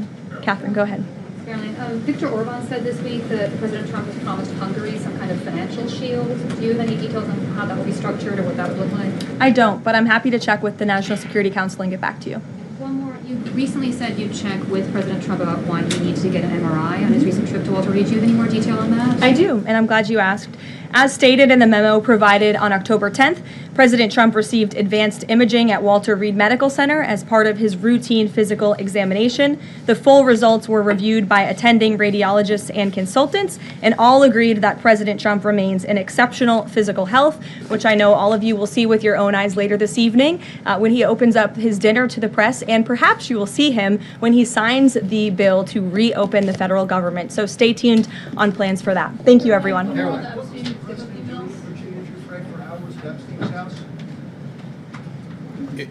Is it me, or do these press conferences beginning to get smaller and smaller and smaller? I guess maybe because she's tired of dealing with their crap. Maybe that's what it is, but they're definitely getting shorter. Definitely, probably because they don't have anything to say. They just completely just blah blah blah blah blah. Now I'm going to ask you. You guys can put in the comments. You can. Hakeem Jeffries is supposed to come up in 5 minutes and do his press conference. If you're interested in it, I'll let it roll. But if not, I understand, because the guy's a turd, an absolute turd. I also have, I think I'll save it for tonight, unless you guys want to. No, I'll save it for tonight. J.D. Vance and Robert F. Kennedy Jr. did an event, but we'll save that for tonight. All right, everybody, as I'm sure you are well aware, it is Medicare annual enrollment time. And as a newly minted 65-year-old boomer, that means I'm getting buried under the same spam calls and junk mail you are. What a nightmare that can be. I've also learned that Medicare plans change every single year, and apparently some even disappear. So for those of us that love our plans today, it might not be the best one for you come January 2026. And if you don't double check, you could lose coverage for doctors or prescriptions that you count on. To make matters worse, most Medicare agents are commissioned salespeople, and they will push you into the plan that gives them the best commissions. That's why I recommend that you call Chapter for the Fanfare family. Many of you have. I understand they are deluged, absolutely deluged with calls, with so many people loving the service that they provide. And they provide that service for free. They will check every single plan in America to make sure you've got the best deal. And on average, they can save people $1,100 a year. If you're not one looking for savings, but you just want the best coverage, they can help you with that as well. When I had to call, they made it dead simple. They'll review all your options in under 20 minutes. And if you're already on the right plan, you're done. No worries. If not, they'll help you switch. So get some peace of mind during this enrollment period. Don't get shut out. Call Chapter at 475-328-3545 and make sure you're set heading into 2026. Also, I want to show you, we talked about this last week, and I want to make sure you guys don't forget. I get emails all the time because people are like, how do I do it? All right, so what you have to do, if you want to go, I'm giving away a free fishing trip. That fishing trip will be a 3-day, 2-night vacation down here in South Florida. We're going to cover the airfare. We're going to put you up in a hotel. And then you're going to go deep sea fishing, probably with Robin, because I'm not getting on a boat if I might get seasick. So if you want to win, go to fanfareshop.org/fishing. That's all you got to do. Go to fanfareshop.org/fishing and then enter to win. And we're going to pick someone, and we're going to fly 2 people, husband, wife, brother, whatever. 2 people get to come on down, spend a weekend here in South Florida, and go fishing and have dinner probably with Robin and I. So let me continue with what I was talking about before.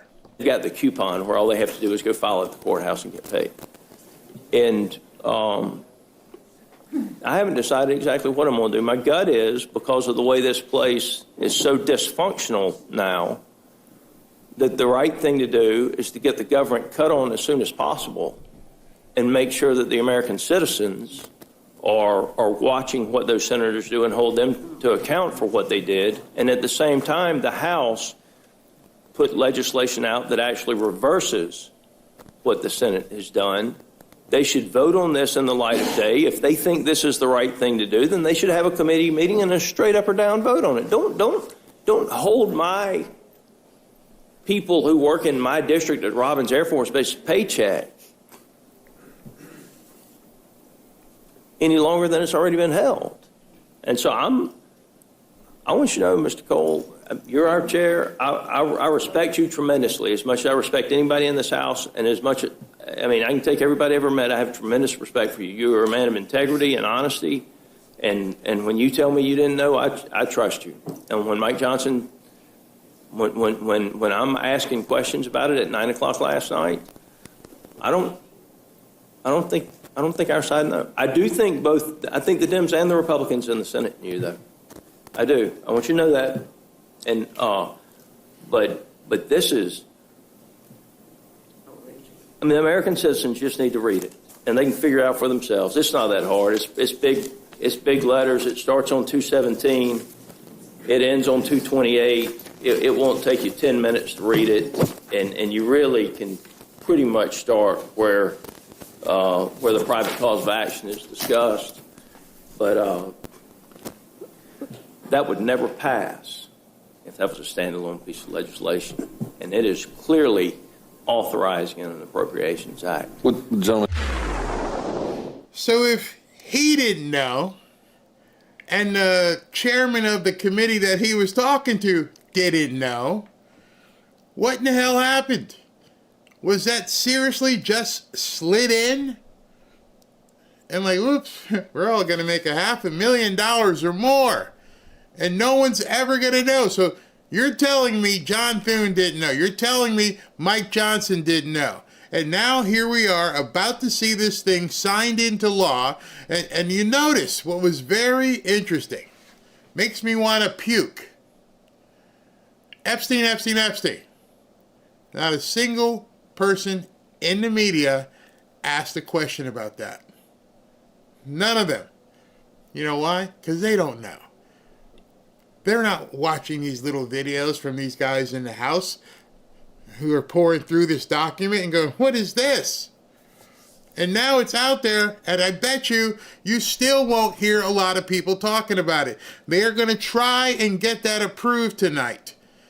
In the cover of darkness, where nobody's bringing it up, nobody's screaming and going, how can we possibly be giving these people potentially millions of dollars, and you said it was a clean CR? Now who do you trust? I can't help you. On behalf of an amendment that Whip Catherine Clark and I are introducing that would extend the Affordable Care Act tax credits for 3 years. And so now he's trying to tack out an amendment. Oh, this should be some theater at 5 o'clock or so. I may just turn it on. It might be an unhosted video, but I'd love to see what they're going to say. What? You want 3 years of subsidies? You just had them tell you no to 1, and so instead of coming back and saying, can we get 6 months, you went just the opposite. We need 3 years. What makes you think you're going to get 3 years if they already told you no to 1 year? You're going the wrong way, bro. I don't know if you're using Mexican sombrero math, but if you already got shot down for 1 year, asking for 3 years, no one's going to take you seriously. I hope. 3 years? Of working class Americans all across this country are struggling from the high cost of living that exists in the United States of America. This country is too expensive. Now, Donald Trump and Republicans promised all throughout 2024 that costs were going to go down on day one. But costs aren't going down for the American people under Republican complete control of government. Costs are going up. Housing costs up. Grocery costs up. Electricity bills through the roof. And now because of the Republican... All right, so in the chat, tell me, are your food costs going up? Is your electricity, as he said, through the roof? I don't think so. I've been paying the same for electricity for, a year. And I sprinkler system, swimming pool, I haven't seen an uptick in water charges. I haven't seen an uptick in electricity. And here in Florida, actually things get cheaper right now. And you may be thinking to yourself, why do things get cheaper with electricity in the fall and winter? Because we don't have to have as much air conditioning on. You got to put a little sweater on sometimes. So instead of making it have to fight the sun and cool a house down, well, it's colder or cooler outside, so you don't need as much electricity because the air conditioning runs on electricity. Conversely, everybody up north is going to have heating oil. I don't know if people have begun filling up those tanks, but I would love to know what the cost of heating oil is compared to last year. Food? I haven't noticed anything going up in food. And if I did notice something going up with food, then I would buy something. I think what Hakeem Jeffries is talking about is that the EBT queens are buying crap food, and that kind of processed crap keeps going up. I know when Robin and I have our date night and we go out to dinner, Same prices. Nothing's going nuts. And it's funny because I've had people come down here. Ashley is from North Carolina. She's come down. Next week, SB will be here, and I'm going to take him out, and we're going to go eat and let him see what's going on down here. And it's hard to fake it when it's real. So these guys get on television. Oh, life sucks. Housing prices suck. Well, I won't even tell you. Ashley and I had almost a Trump dance today because the property that we just bought just got reassessed, and I ain't even going to tell you what it got reassessed to. We were just like, what? What does that say? Yeah. I'm breaking into the dance. Things are going crazy. Business is booming, and every time you turn on these sad sacks, life sucks. Who the hell are you talking to? Who are these people where life sucks? New Yorkers? As I've mentioned many, many times, going into a football stadium, I tell you every Saturday, click the stat, it's packed. 60. Who are all these people who say life sucks? These are probably people who don't have jobs. It doesn't make any sense that the contrast is so absolutely crazy. Refusal to extend the Affordable Care Act tax credits, tens of millions of Americans are about to experience dramatically increased premiums, co-pays, and deductibles. In some cases, everyday Americans, working class Americans, middle class Americans are going to see their premiums go up by $1,000 or $2,000 per month. We have an affordable. Well, then it wasn't designed correctly. See, he says that, but he never says why they're going to go up so much. Well, the reason is it was never supposed to be affordable. It was supposed to be you paying for it and me paying for it. As soon as you're not using my dollars or your dollars, all of a sudden it's not affordable anymore. It was never the Affordable Care Act. It was the other people can afford to pay it act. That's specifically what he's talking about. You afforded to pay it so that they didn't have to. And now the people that were getting the, quote, subsidies, in case people don't know what subsidy means, it means that somebody else is paying for your expense. Oh, those damn boomers, they don't want to pay for my stuff. No, I don't. I want you to get your ass out there and go to work. And work 2 jobs, maybe 3 jobs. I don't care. You decided to put yourself in the position that you're in. Again, we are not talking about people who have personal infirmities, whether they have mental incapacities or physical incapacities or disablements. Not talking about those. We always have to remember, I always have to keep giving the big asterisk because people hear what they want to hear. We're not talking about those. We're talking about the rest of the people who use all of these entitlements as crutches and don't get their butt out there to do stuff. And that's who the Democrats count on for votes. They count on feeding the little kitten. That little kitten can't hunt, so we just have to keep giving it milk and stuff. And then it grows up and you still keep feeding it milk because you won't let it hunt. You won't show it what it needs to do. It's sickening. Crisis here in the United States of America, and Republicans continue to bury their heads in the sand. This sucks for you guys because Trump has put you in a very difficult position because, as my colleagues have said here. See, the last thing I want to do is have some late 20, early 30 something telling me my life sucks. And I love how Scott Jennings handles her here. But the fact of the matter is, honey, you have no idea what life is like for me. And it's funny, they have no problem hiring these nuts out of college and putting them on television to tell us, hey, life must suck for you. No, actually it doesn't. Right? If Joe Biden or any other Democrat would have said this, you'd be like, that's ridiculous. I don't know you very well, but I can assure you that the condition of Donald Trump being the president versus Joe Biden in no way, shape, or form sucks for me or Jim. That was very interesting.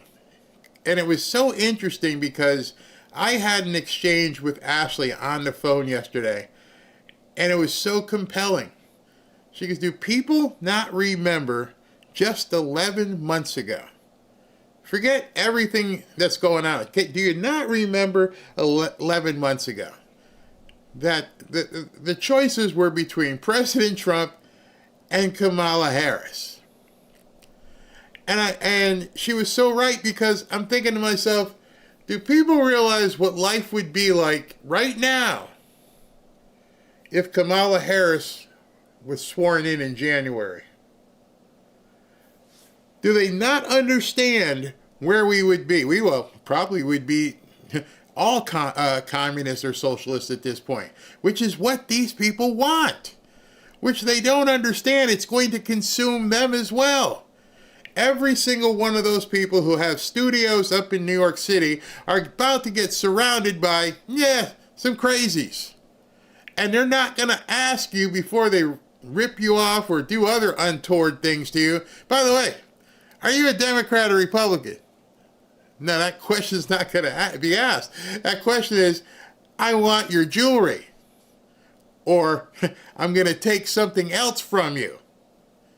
They don't care if you're Republican. They don't care if you're Democrat. You got something they want. And I don't think and understand that people were... They were trying to get Joe back, and they were trying to get Kamala back, and what would be happening? They were pissed off or they're still pissed off because President Trump is renovating the East Wing of the White House. Meanwhile, did you see the parties that Joe was throwing? Did you see the people that were employed? Did you see them walking around with high heels and makeup? And they were guys? Did you see them doing gay porn in the Senate building? Did you forget all that? It seems to me many of the people on the right have. I didn't forget it. I thank God every single day we get to live in America right now with Donald Trump as president. And I can't for the life of me understand what these people are doing on X. One thing, let me just inject this to you. X isn't real life.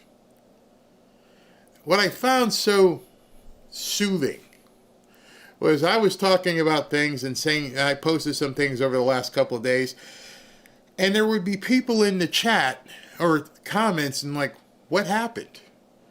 You see, they probably follow us because they're in the Fanfare family, but they don't follow every little tidbit and thing that happens, and people were asking, what happened? What are you doing? I was out living my life. I don't follow every single nuanced thing that happens. And it made me realize maybe at this point we need to just ignore some of those people that are making the noise. Maybe we just need to unfollow some of these people who obviously have something else in mind with what they're doing, as they're trying to, I don't know, make you feel a certain way about a candidate or President Trump, because they're not being real. They're just not.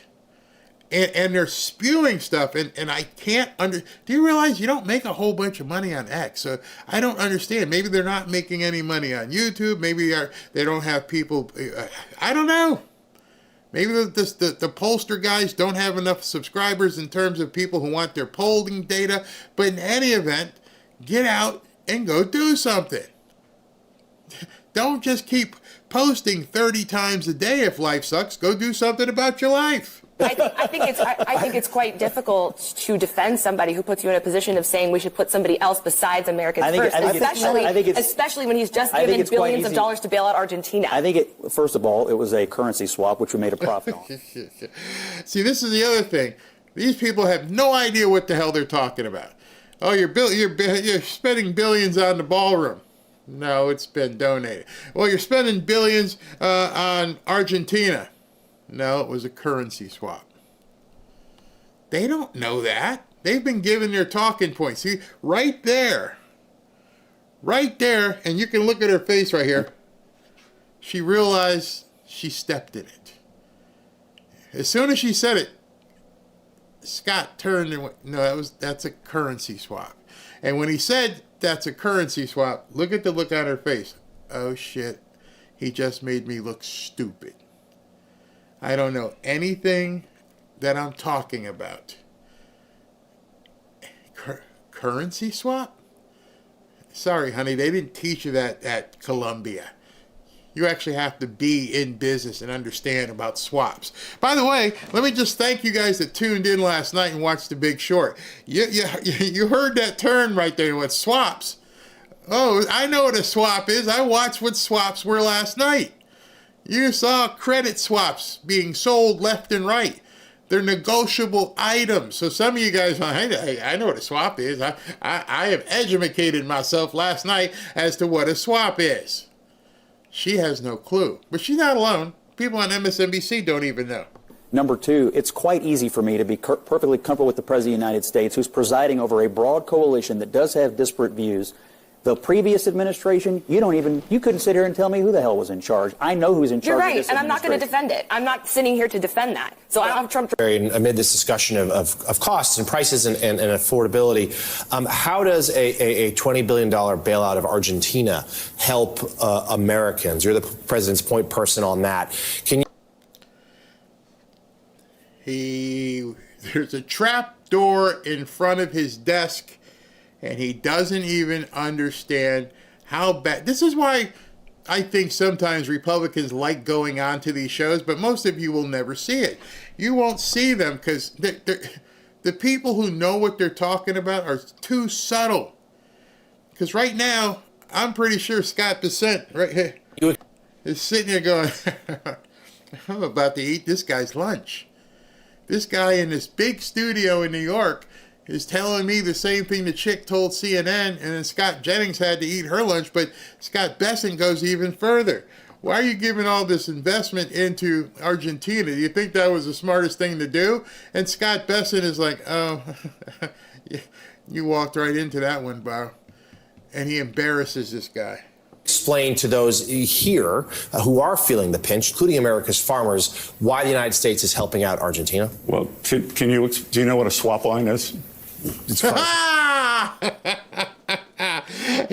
This was live television, so there was nothing he could do. If you look at the other guys' faces, they're all like, "Oh shit!" He threw that back at you. Do you even know what the hell you're talking about? Do you know what a swap is? No, it wasn't on the teleprompter. They didn't. Can anybody roll back the teleprompter and change the question? Go ahead and change that line and say, can you tell me what you did in Argentina? Instead of saying, why did you give Argentina money? Because now I don't know what to do. You're stuck, bro. Yes. Yes, but what is that? You're the Treasury Secretary. Yes, but why would you call it a bit? Right there, he knew he had him. Right there, that is the most perfect example of knowing you got somebody. Oh, you're the Treasury person. Well, why the hell you bring it up? Well, because it was on the teleprompter. So you have no idea what you're talking about. No, I'm sorry. Please, flay me. Flay me. Destroy me on national television. Producer, can we cut this? Cut. Too late. Well, that is how. In most bailouts, you don't make money. The U.S. government made money. We used our financial balance sheet to stabilize the government. One of our great allies in Latin America, during an election, the president there won in a landslide. The government's going to make money, and I would rather use peace through economic strength than have to be shooting at narco boats coming offshore if the government collapsed. We have a generational opportunity in Latin America to create allies. We just saw an election in Bolivia. We're probably going to see an election in Colombia. We've seen them in Ecuador. We're going to see them in Chile.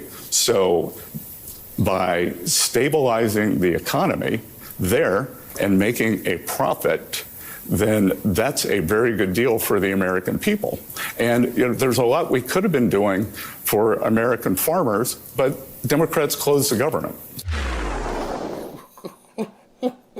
They had to sit there and get schooled. And so part of the problem why these people hate the Trump administration and why they focus in on stuff like Epstein and all this kind of crap is because they don't understand high finance. And they've been bred that way to not understand. Kamala didn't know any of this crap. Joe certainly didn't. All he probably said is, how much do I get? And the people he surrounded himself didn't know. Otherwise, they'd have been doing it. Hey, yeah, we did this with Argentina, but we got paid. And at that point, there's no more comment. Oh, you didn't just give money away. It wasn't a bailout. It was a bail-in, idiot. It was a true investment. Notice how when the Democrats talk about we're going to invest in X, Y, and Z, what they really mean is we're going to just take your money and spend it. When the definition of an investment means there's money coming back. You're getting a return. They use the word investment and revenue like it's something they're doing because they're trying to obfuscate and trick the American people. Where this guy just went, we got paid. Did you know that? You're this Treasury Secretary. They just told me the questions. Whew. We're in a bad way because at the same token, I don't think enough people on the right understand what's happening. If they're chasing ghosts like Epstein and they're chasing H-1B visa people from another country, and they're not looking at it from a business perspective, it's like, okay, I need 500 people who understand how to run AI systems. You got them? No. What do you want me to do? See, I told you I was going to come back to it because it's all the same thing. You can complain and say, hey, that's not America first. That's not right. We're bringing these people from other countries. They should be hiring Americans. You're absolutely right. You know any? And then people just get quiet. What do you mean? Sure. Do you know any AI engineers? Well, we can train them. And when do you think they will be ready to go to work?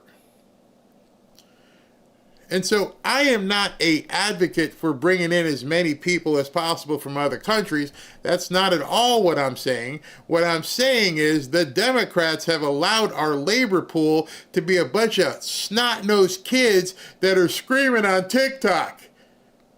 You gonna hire them? You want to hire them to work in your business? No. So we're at a crossroads here. The high-paying jobs require high skills. But we don't have the people who have the high skills. They're crying on Twitter. They're saying F America. They're saying, yeah, river to the sea. But they can't function. So I would love to know what your response is. Now that you know the truth. And you're like, man, yeah, it sucks bringing in these people from other countries. So what are we supposed to do? Turn the business off? Turn the economy off? Tell Ford you can't build this plant because people don't know how to utilize the equipment? See, this is the problem. The problem is we've allowed our country to skate, to coast for so many years because big government was going to take care of you. Here's your food, here's your Section 8 payment, here's your Obamacare. You don't got to learn or do anything. Just go ahead and do what comes naturally. Have babies. And now we're looking at this go, hey, we're bringing in all this money, all this business. Who's ready to work? Ooh. So I'll look in the chat right now. You guys tell me who is supposed to do the work that's needed to drive the engine of this country. See, back in the day, remember the whole World War II thing where Rosie the Riveter, and they got people, everybody went to work because we had to make sure everybody was supplied overseas. And I remember when I brought it up, Rosie the Riveter back then, and I said, I had made a statement that some people aren't cut out to be on the front line. Go ahead and bake cookies to make sure the people on the front line are fed. And people got mad at me. They didn't know what I was saying. I was using a metaphor. It's called a metaphor. And so now I want you to, I don't know if you saw what Elon has built. I mean, the huge data center that he put out there. It's what some of these countries are building. I mean, just massive, massive factories. And they're like, all right, let's hire the people. You ain't got any? What are we supposed to do? I mean, I'm welcome to look here, and you guys can tell me what we're supposed to do, because I don't know. But they're not here. They're not available. President Trump posted something just, let's see, 20 minutes ago about Epstein. Let's jump to that. I get my little notifications, but I got to get to my window so I can pull it up so you guys can see it. Give me 1 second here. Which window is it? I think it's number 46. Yes, it is. The Democrats are trying to bring up the Jeffrey Epstein hoax once again, because they'll do anything at all to deflect on how badly they've done on the shutdown and so many other subjects. Only a very bad or stupid Republican would fall into that trap. The country, Democrats cost our country $1.5 trillion with their recent antics of viciously closing our country, while at the same time putting many at risk, and they should pay a fair price. There should be no deflections to Epstein or anything else, and any Republicans involved should be focused only on opening up our country and fixing the massive damage caused by the Democrats. All right, so let me just tell you right now. The usual suspects will be taking that and say that President Trump is afraid of the Epstein files. He's deflecting, because there's a lot of people who feel that way. Instead of like, dude, number one, he's dead. Dead. Number two, we got a country to save, and you're putting up intentional speed bumps. It's the same thing with the January 6th bomber. I'm like, I don't care. I really don't care right now about the January 6th bomber. No, not at all. I don't care. I don't care. I don't care. I don't care. And the reason why I don't care is because I know where my focus is. Let other people handle that, and anything comes of it, fine. Fine. Does it help you in your life? Nope, not at all. It's a squirrel. Squirrel. It's an accident on the other side of the road. Has nothing to do where you're getting to. Stop deflecting. That's what they want. And I'm talking about people on the right. I'm glad he mentioned Republicans. The Republicans are doing the exact same thing. They're trying to put up speed bumps. It's crazy. Right? Because when we teach ourselves, or when we integrate this idea that being low income is, or earning a low income is our fault, as opposed to the fact that this is actually, there's like actually a very extractive and exploitative system set up by corporations and people in power. It's exploitative, which I'd have to look and see if that's even a word, but exploitative system that corporations have put in place. Because they want to hire people who can actually do a frickin' job. And they've convinced these people, these nuts, about this thing called a living wage. I work as a barista in Starbucks, and I should get a living wage. I flip burgers at Burger King. I should get a living wage. How many of you, and I saw a lot of people in the chat, when you were growing up and you were 15 and 16, worked at McDonald's or Hardee's or Roy Rogers, because it wasn't your destination. It was a stop along the way. In fact, it probably told you, I'm not doing this the rest of my life. Dad was right. I learned my lesson. I am not cleaning the fryolator every single night. I'm going to do this for a while, and then I got to get. And the Democrats are enslaving people, saying you should get 20 or 30 bucks an hour for flipping burgers. And they have no problem enslaving people in that mindset. I was a bouncer in a nightclub. I got paid to beat people up. I'm not proud of it. That was a job. Hey, make sure that knucklehead gets out of here. All right, we're going to launch you. But I did that for like 2 years, and it paid off. I got some bodyguarding jobs that paid even more. And then the guy who saw me, bouncing said, "You got a head on your shoulder. I'll make you the manager." And then like a year later, I was a general manager. I wasn't making bouncing a career choice.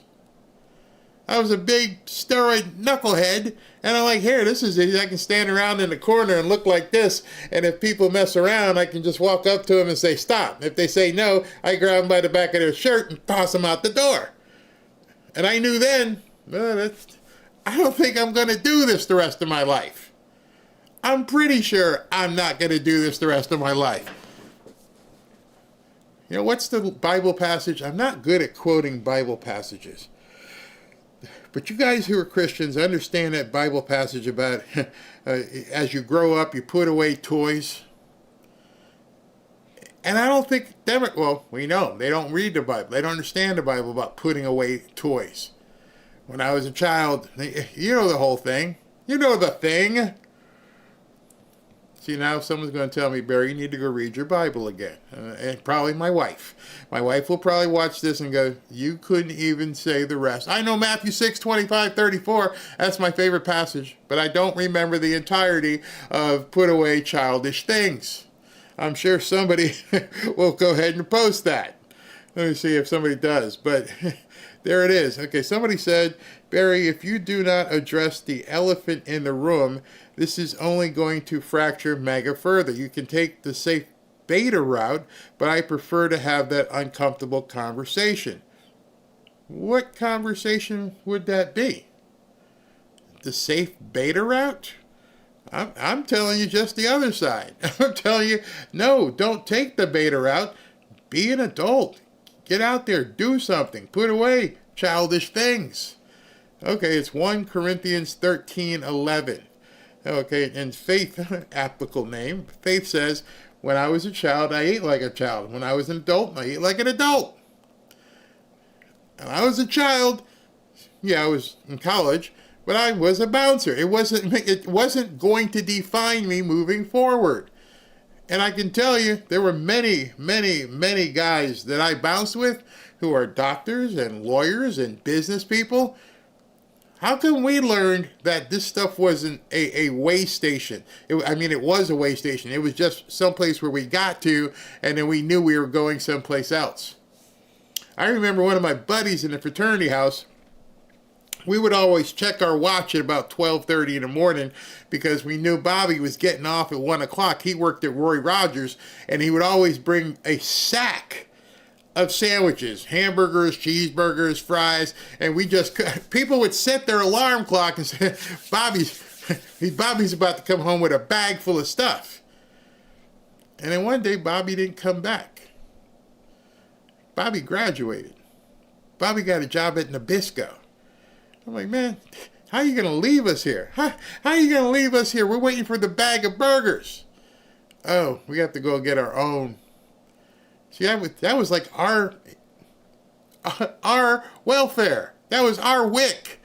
12:30 at night, college kid, you're hungry, still up and drinking, whatever, and somebody brings in a big old bag of cheeseburgers. Let me feed these idiots. Until he's not there anymore and he graduates and gets a job at a corporation because he knew he wasn't going to be cleaning fryer laters the rest of his life. That, frankly, incomes that shouldn't even be legal in the United States that are so low are legal in the first place. Like, that is the sleight of hand that's happening here. So people want to blame people for being on WIC, but they don't want to blame some of the largest employers in this country for forcing hundreds of thousands of people to need WIC in the first place because they're paying them. They're forcing hundreds of thousands of people to need WIC. She just said that. This is supposedly the Democrat leader. She just said that corporations are forcing people to use WIC and food stamps. We're in a bad way. You hope you recognize it. I know many of you have, but this is the kind of stuff these people have. It's the big bad people with money. It's them. They're the ones who are my problem. If it wasn't for them, I would be eating steak. I would be going to the movies and the concerts. By the way, I just saw somebody did a story at Taylor Swift's concert cost $4,000. Her tickets. This is a huge Democrat supporter. She's not selling her tickets for $5 and $10. They're $4,000. Crickets. Crickets of hypocrisy. A little. We talked about running in 2018 and machine politics. Okay, I'm going to pause right here. I'm not going to look. I'm going to ask y'all to check something out. You guys find anything interesting in this shot that I have on the screen right now? Look closely and tell me what you find odd about what you see on the screen right now. Well, if you look to her right, there's a guy in a white shirt, kind of looking white, with a sport jacket on. That's Chuck Schumer. And as she's going off on this ranting insanity, watch Chuck's face. Watch Chuck go, what in the hell is she talking about? In New York City, there's too much money, there's too much relationships, it's too long-tailed. Don't even bother. Don't even bother because it's... Why do liberals talk like this? Don't even bother. Why do they always got to like bang on stuff? I mean, it's like a 12-year-old. Don't even bother. I don't even know what she's saying. I'm looking at Chucky. Chuck's like, this is the woman who's gonna primary me? The deck is stacked too high. And we didn't listen. And a lot of times in that moment, it was seen as naive, maybe even politically, uninformed, to try anyway. You see, Chuck? See, I'm not a body language expert, but I do know if I'm talking to somebody and they go like this and they look down, they're not looking at me any longer, that means, oh boy, what in the hell is she saying? I cannot believe I'm even here. Somebody get the hook and take her off stage quickly. But we did. And we marched ahead in a distinct rejection of cynicism and a rejection of accepting a dystopian reality in this country. We reject dystopia. That's what we do. We reject dystopia. And we said, even if it doesn't work out, I would rather go down trying than go down having accepted these conditions. And we said, even if it doesn't work out, I would rather go down trying than go down having... I clipped that twice because you saw what Chuck Schumer did. He's crazy. She's crazy. Dystopian is what you are all about. And yeah, you tell them, girl. You're dystopian. You make absolutely no sense, and you're putting together this la-la land that doesn't exist, while you profit handsomely. You see, I think there are some people on the right who are learning what the Democrats did. Yeah, if she only makes $175,000 a year, and she's worth a couple million, she's learned, hey, if I gin up these idiots, I could make some money.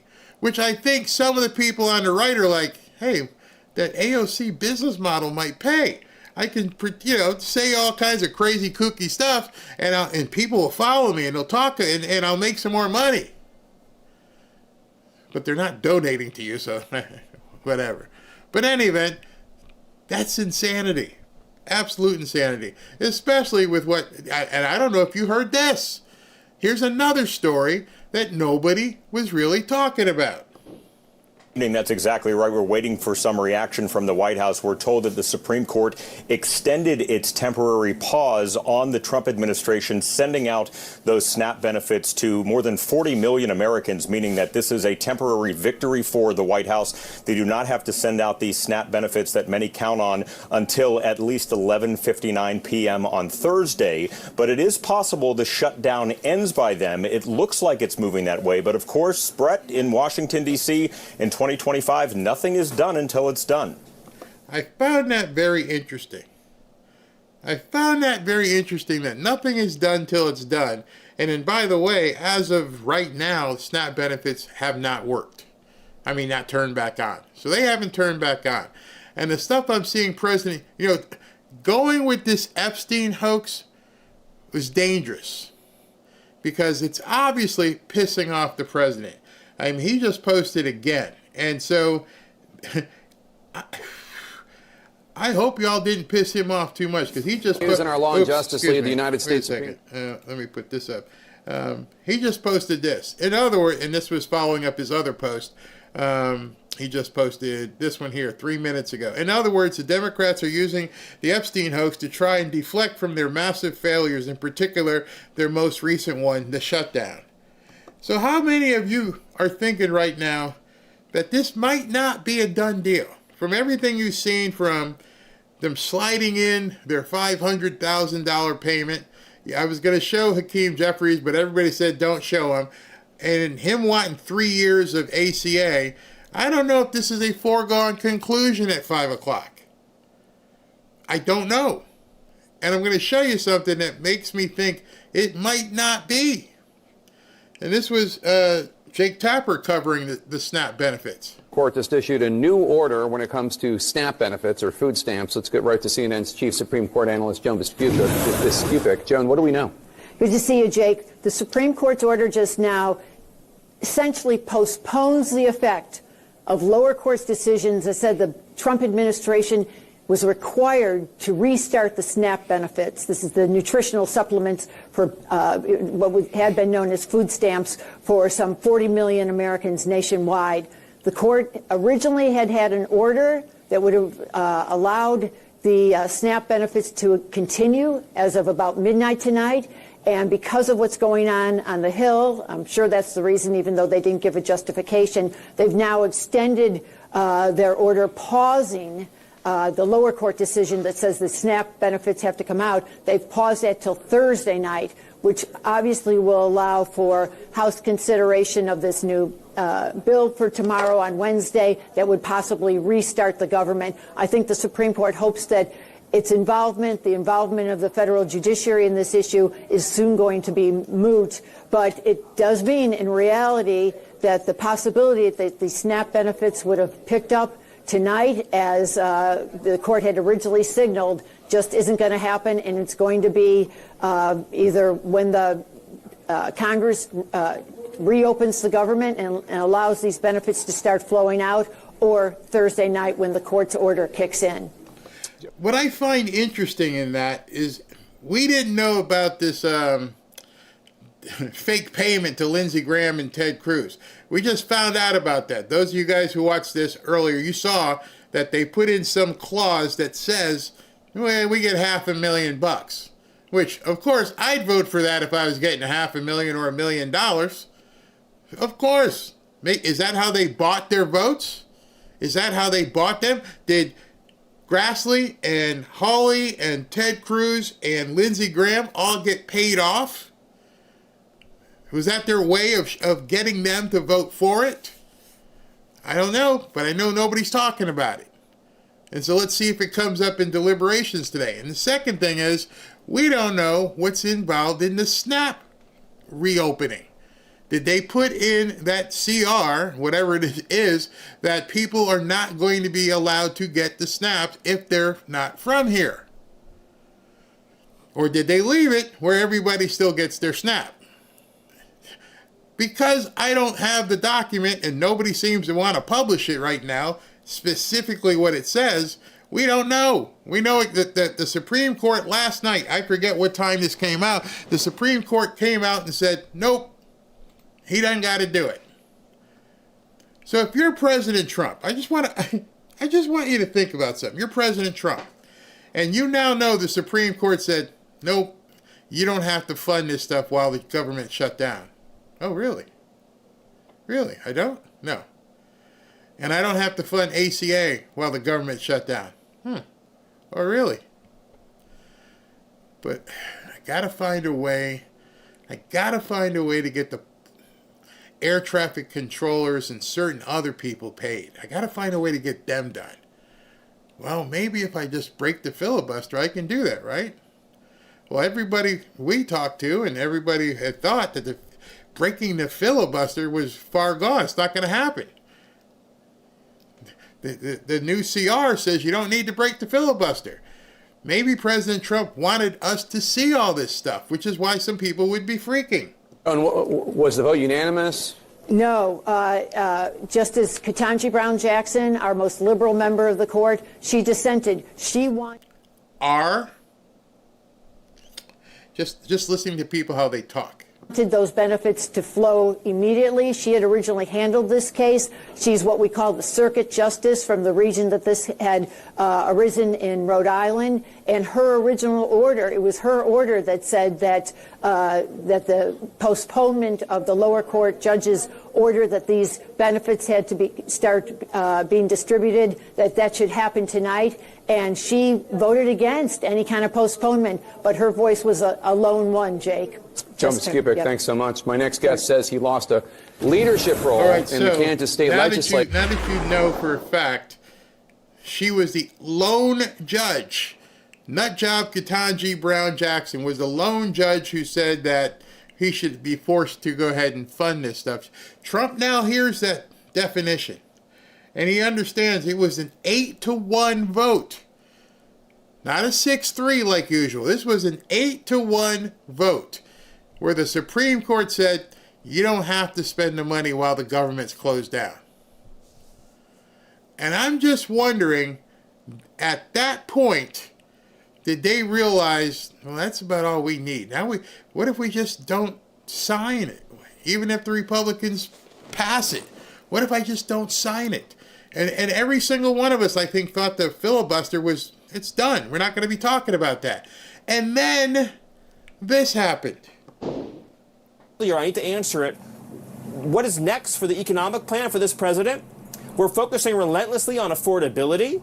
So President Trump's working to bring down the cost of living even more than he already has. So Thanksgiving meals are going to be 25% cheaper. But President Trump is not content with that. He is fighting to bring down the cost of every single consumer and household good. And the tax bill is going to be a huge part of this. Because when we make life more affordable for our companies, for domestic industry, for domestic manufacturing, with the 100% expensing, with the largest tax cuts in history, then prices are going to keep coming down. This also involves energy affordability. No president in history has done more, Larry, you know this so well, to make energy more affordable. President Trump is leaning into energy affordability. We are building new pipelines for the first time in the northeastern corridor of this country. You've seen that we have a major pipeline that's moving through, the Nessie pipeline, more to come. And the president is also making nuclear energy, modern, safe, reliable, clean nuclear energy to power the future. He issued 4 historic executive orders on nuclear energy. America will be the center of the nuclear energy renaissance in this country. And one more thing, Larry, AI. America under President Trump is the AI capital of the world. That's bringing in trillions of investment. That's bringing in millions of jobs. That's raising our standard of living. We are at the precipice of one of the great economic periods in the whole history of this country, Larry. So listen. So I don't know what's about to happen. All I do know is down here in South Florida, I keep telling people things are different down here. Ashley sent me this. I'm loving it right now. Gas is great. You know, it's been lower than I've seen it in a while. Florida gas prices are now the lowest they've been since December of 2023. The state average of $2.84 is about 12 cents down from last week and 27 cents lower than this time last year. So when Hakeem Jeffries goes on television and says that things are bad, doesn't make any sense to us down here. Like I said, your mileage may vary. Things may be different where you are, especially if you're paying, I think SV said that heating fuel is going to be up by like 15% up north. Of course, they're gouging people because it's seasonal. But down here, we're seeing such a huge discount at the pump because we don't have all those extra taxes on it. We're seeing things I can't tell you. I feel like sometimes I live in a bubble, and maybe that is the case, but that you notice you don't hear much from Democrats down here because they're enjoying it as well. And so it's crazy. It's absolutely crazy what's going on right now. I can't even tell you. Melissa, yep, lower in Oklahoma. Good for you. Texas just fluctuates day to day. Gas is pretty good here in Alabama too. Thanks to the EBT thing, my local grocery is about 40% cheaper. Yeah, because there's no EBT. That's another thing I think President Trump notices. These stores had inflated prices because the EBT queens were coming in and buying buckets of food, which raised the prices. So now prices are settling down. Barry, I say to President Trump, don't sign the bill to reopen the government. It's filled with pork, like senators getting $500,000 if their emails are accessed. No SNAP, no Obamacare. Other than the air traffic controllers and some of the employees that he needs to get paid, the military, I wish. I can't tell you. I don't know what's going to happen. Like I said, if I get done with lunch and I see that they're trying to do something, I may just turn it on. You guys can watch it. But things are weird. Things are very, very weird. What's it say? Thank you, Barry, for exposing that little bit of info. Oh, you're very welcome. I'm not sure what that info was. All right, so let me do super chats, and then I got to figure out what we're going to do tonight. But stay tuned. We'll see what happens with the House. Hold on, let me check and see what time the House is supposed to vote. 1 second here. Let me pull that up so I can see what time the House is going to vote. And if my feed has a feed, I'll turn it on. Let's see here. It looks as though the House vote is scheduled. Right now it's scheduled for 5 p.m. So at 5 p.m. I'll go ahead and I'll put that on so we can see exactly what happens. But I planned on, if President Trump is doing this dinner tonight, covering that with some news as well. And also wanted to take some questions from you guys in regards to, if you had any, regards to the movie last night. Because I saw people in there like, what in the hell am I watching? Well, what you're watching is 2008 about to repeat itself. That's the scary part that you're watching. You're watching, it seems as though the government is trying to give people mortgages who can't afford mortgages, which is exactly what happened back then. The mearfoggers, and giving people money they shouldn't be qualifying for. Mr. Krabs, Trump in favor of bringing in foreign workers because Americans have no talent. Doesn't seem very America first, if you ask me. Okay, well then, look at what you just typed. And was there a lie? I know it doesn't sound well. I know it sucks. But what do you do when we don't have the ability to put people into positions that are necessary? Nobody looks at it from that perspective. Oh my God, it's not America first. Well, America first, to get to America first, we're going to have the people who can do the jobs.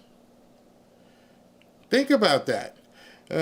Howard, thank you. Fazul, disappointed with reps, but not surprised. Yeah, exactly. Hey, Tim, all clear now why the GOP didn't kill the filibuster. They were scheming to get their $500,000 payouts. Millions per occurrence. Jennifer Nunn, after watching the movie last night and a couple of things you said, do you think that we're having some kind of collapse going to happen?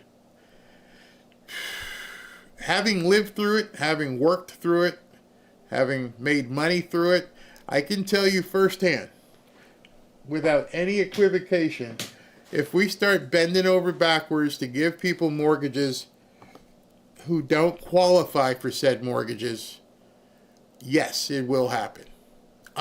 No doubt. And here's what really is going to make things bad. Depending on where these mortgages go and what you've seen these lower court districts do, these lower court districts in blue areas, if they get one of these free mortgages, you think they're going to foreclose on these people? Not going to happen. See, the normal course of action is you buy a house, and if you don't pay, you get your notice of default, and then if you don't answer or cure that default, then the bank begins its foreclosure process, and then they sue you to kick you out of the house after they get their foreclosure judgment. So, from what you've seen, what happens if you go through that whole process, somebody buys it, they can't pay the mortgage, they go to court, they get a default judgment, they then go ahead and seek an eviction to get the people out of the house. The brakes slam right there. If the judge won't give the notice to get these people out, what do? The bank has to sit there with that asset that's not performing? That's the danger we're looking at. And then, boom, they're done. And so I would be very careful. And Bill Pulte, his family is in building houses. They've been there for a year. But I don't think they're taking into account fully what will happen in the likelihood of these people not performing, not paying their mortgage. What do you do at that point? And what do you expect the judges are going to do? From what we've seen, are they going to kick the people out of their homes? And then the banks will gladly, here's what really would happen. The banks will lend the money because the government's guaranteeing it. And so if these people don't get out of the house, they're going to seek to get the redemption of their guarantee and say, you take care of it. We're going to get paid either way. Now you're sitting with the government with all these squatters. Big problem. Mama Mima, Cali is horrible. My electric has gone from 278 all the way over 500. I think they're doing that on purpose out there. When I had Obamacare, I paid $210 per month. It paid nothing until I paid $10,000 out of pocket. Yep, your deductible. Exactly. Jennifer Nunn, number of farms lost between 23 and 24 was 15,000 farms. So on that process, they sold all their cattle. United States is understocked. That's why beef is so high. And Nurse D, Bennett needs to do daily educational 15 minutes to get the truth out about financing by our government to stop the Dem lies and people understand the system better. Yeah, I mean, the first comment was from a gentleman that said bringing in foreign workers doesn't sound like America first. I understand it bothers you. What's the solution? You can be upset. You can say it sucks. Okay, you said that. Now, what's the solution? See, I've seen so many people on X. What the hell was that? I've seen so many people on X complain about that. Oh, Trump said it's okay to bring in this many people, but nobody said, what do you do about it? What do you do when you can't get the people that we need to be a strong society? Nobody wants to answer that. Let me see if I can find a picture of that. I want to show you something.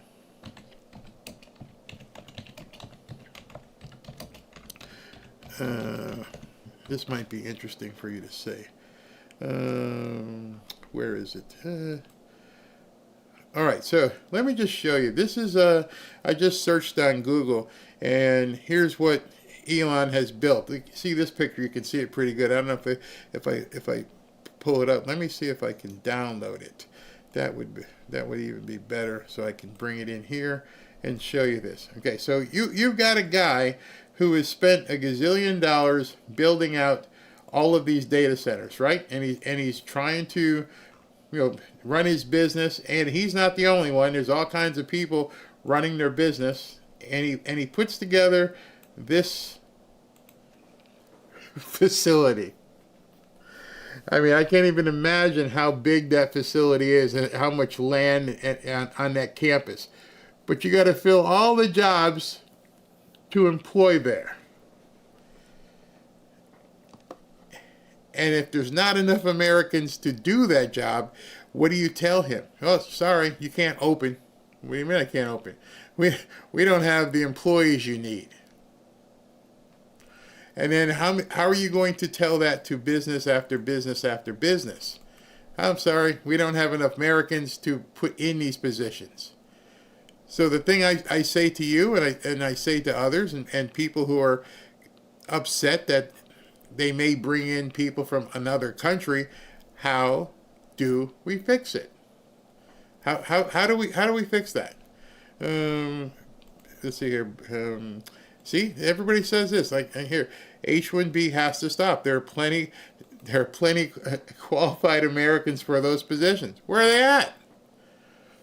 It's easy for you to post that.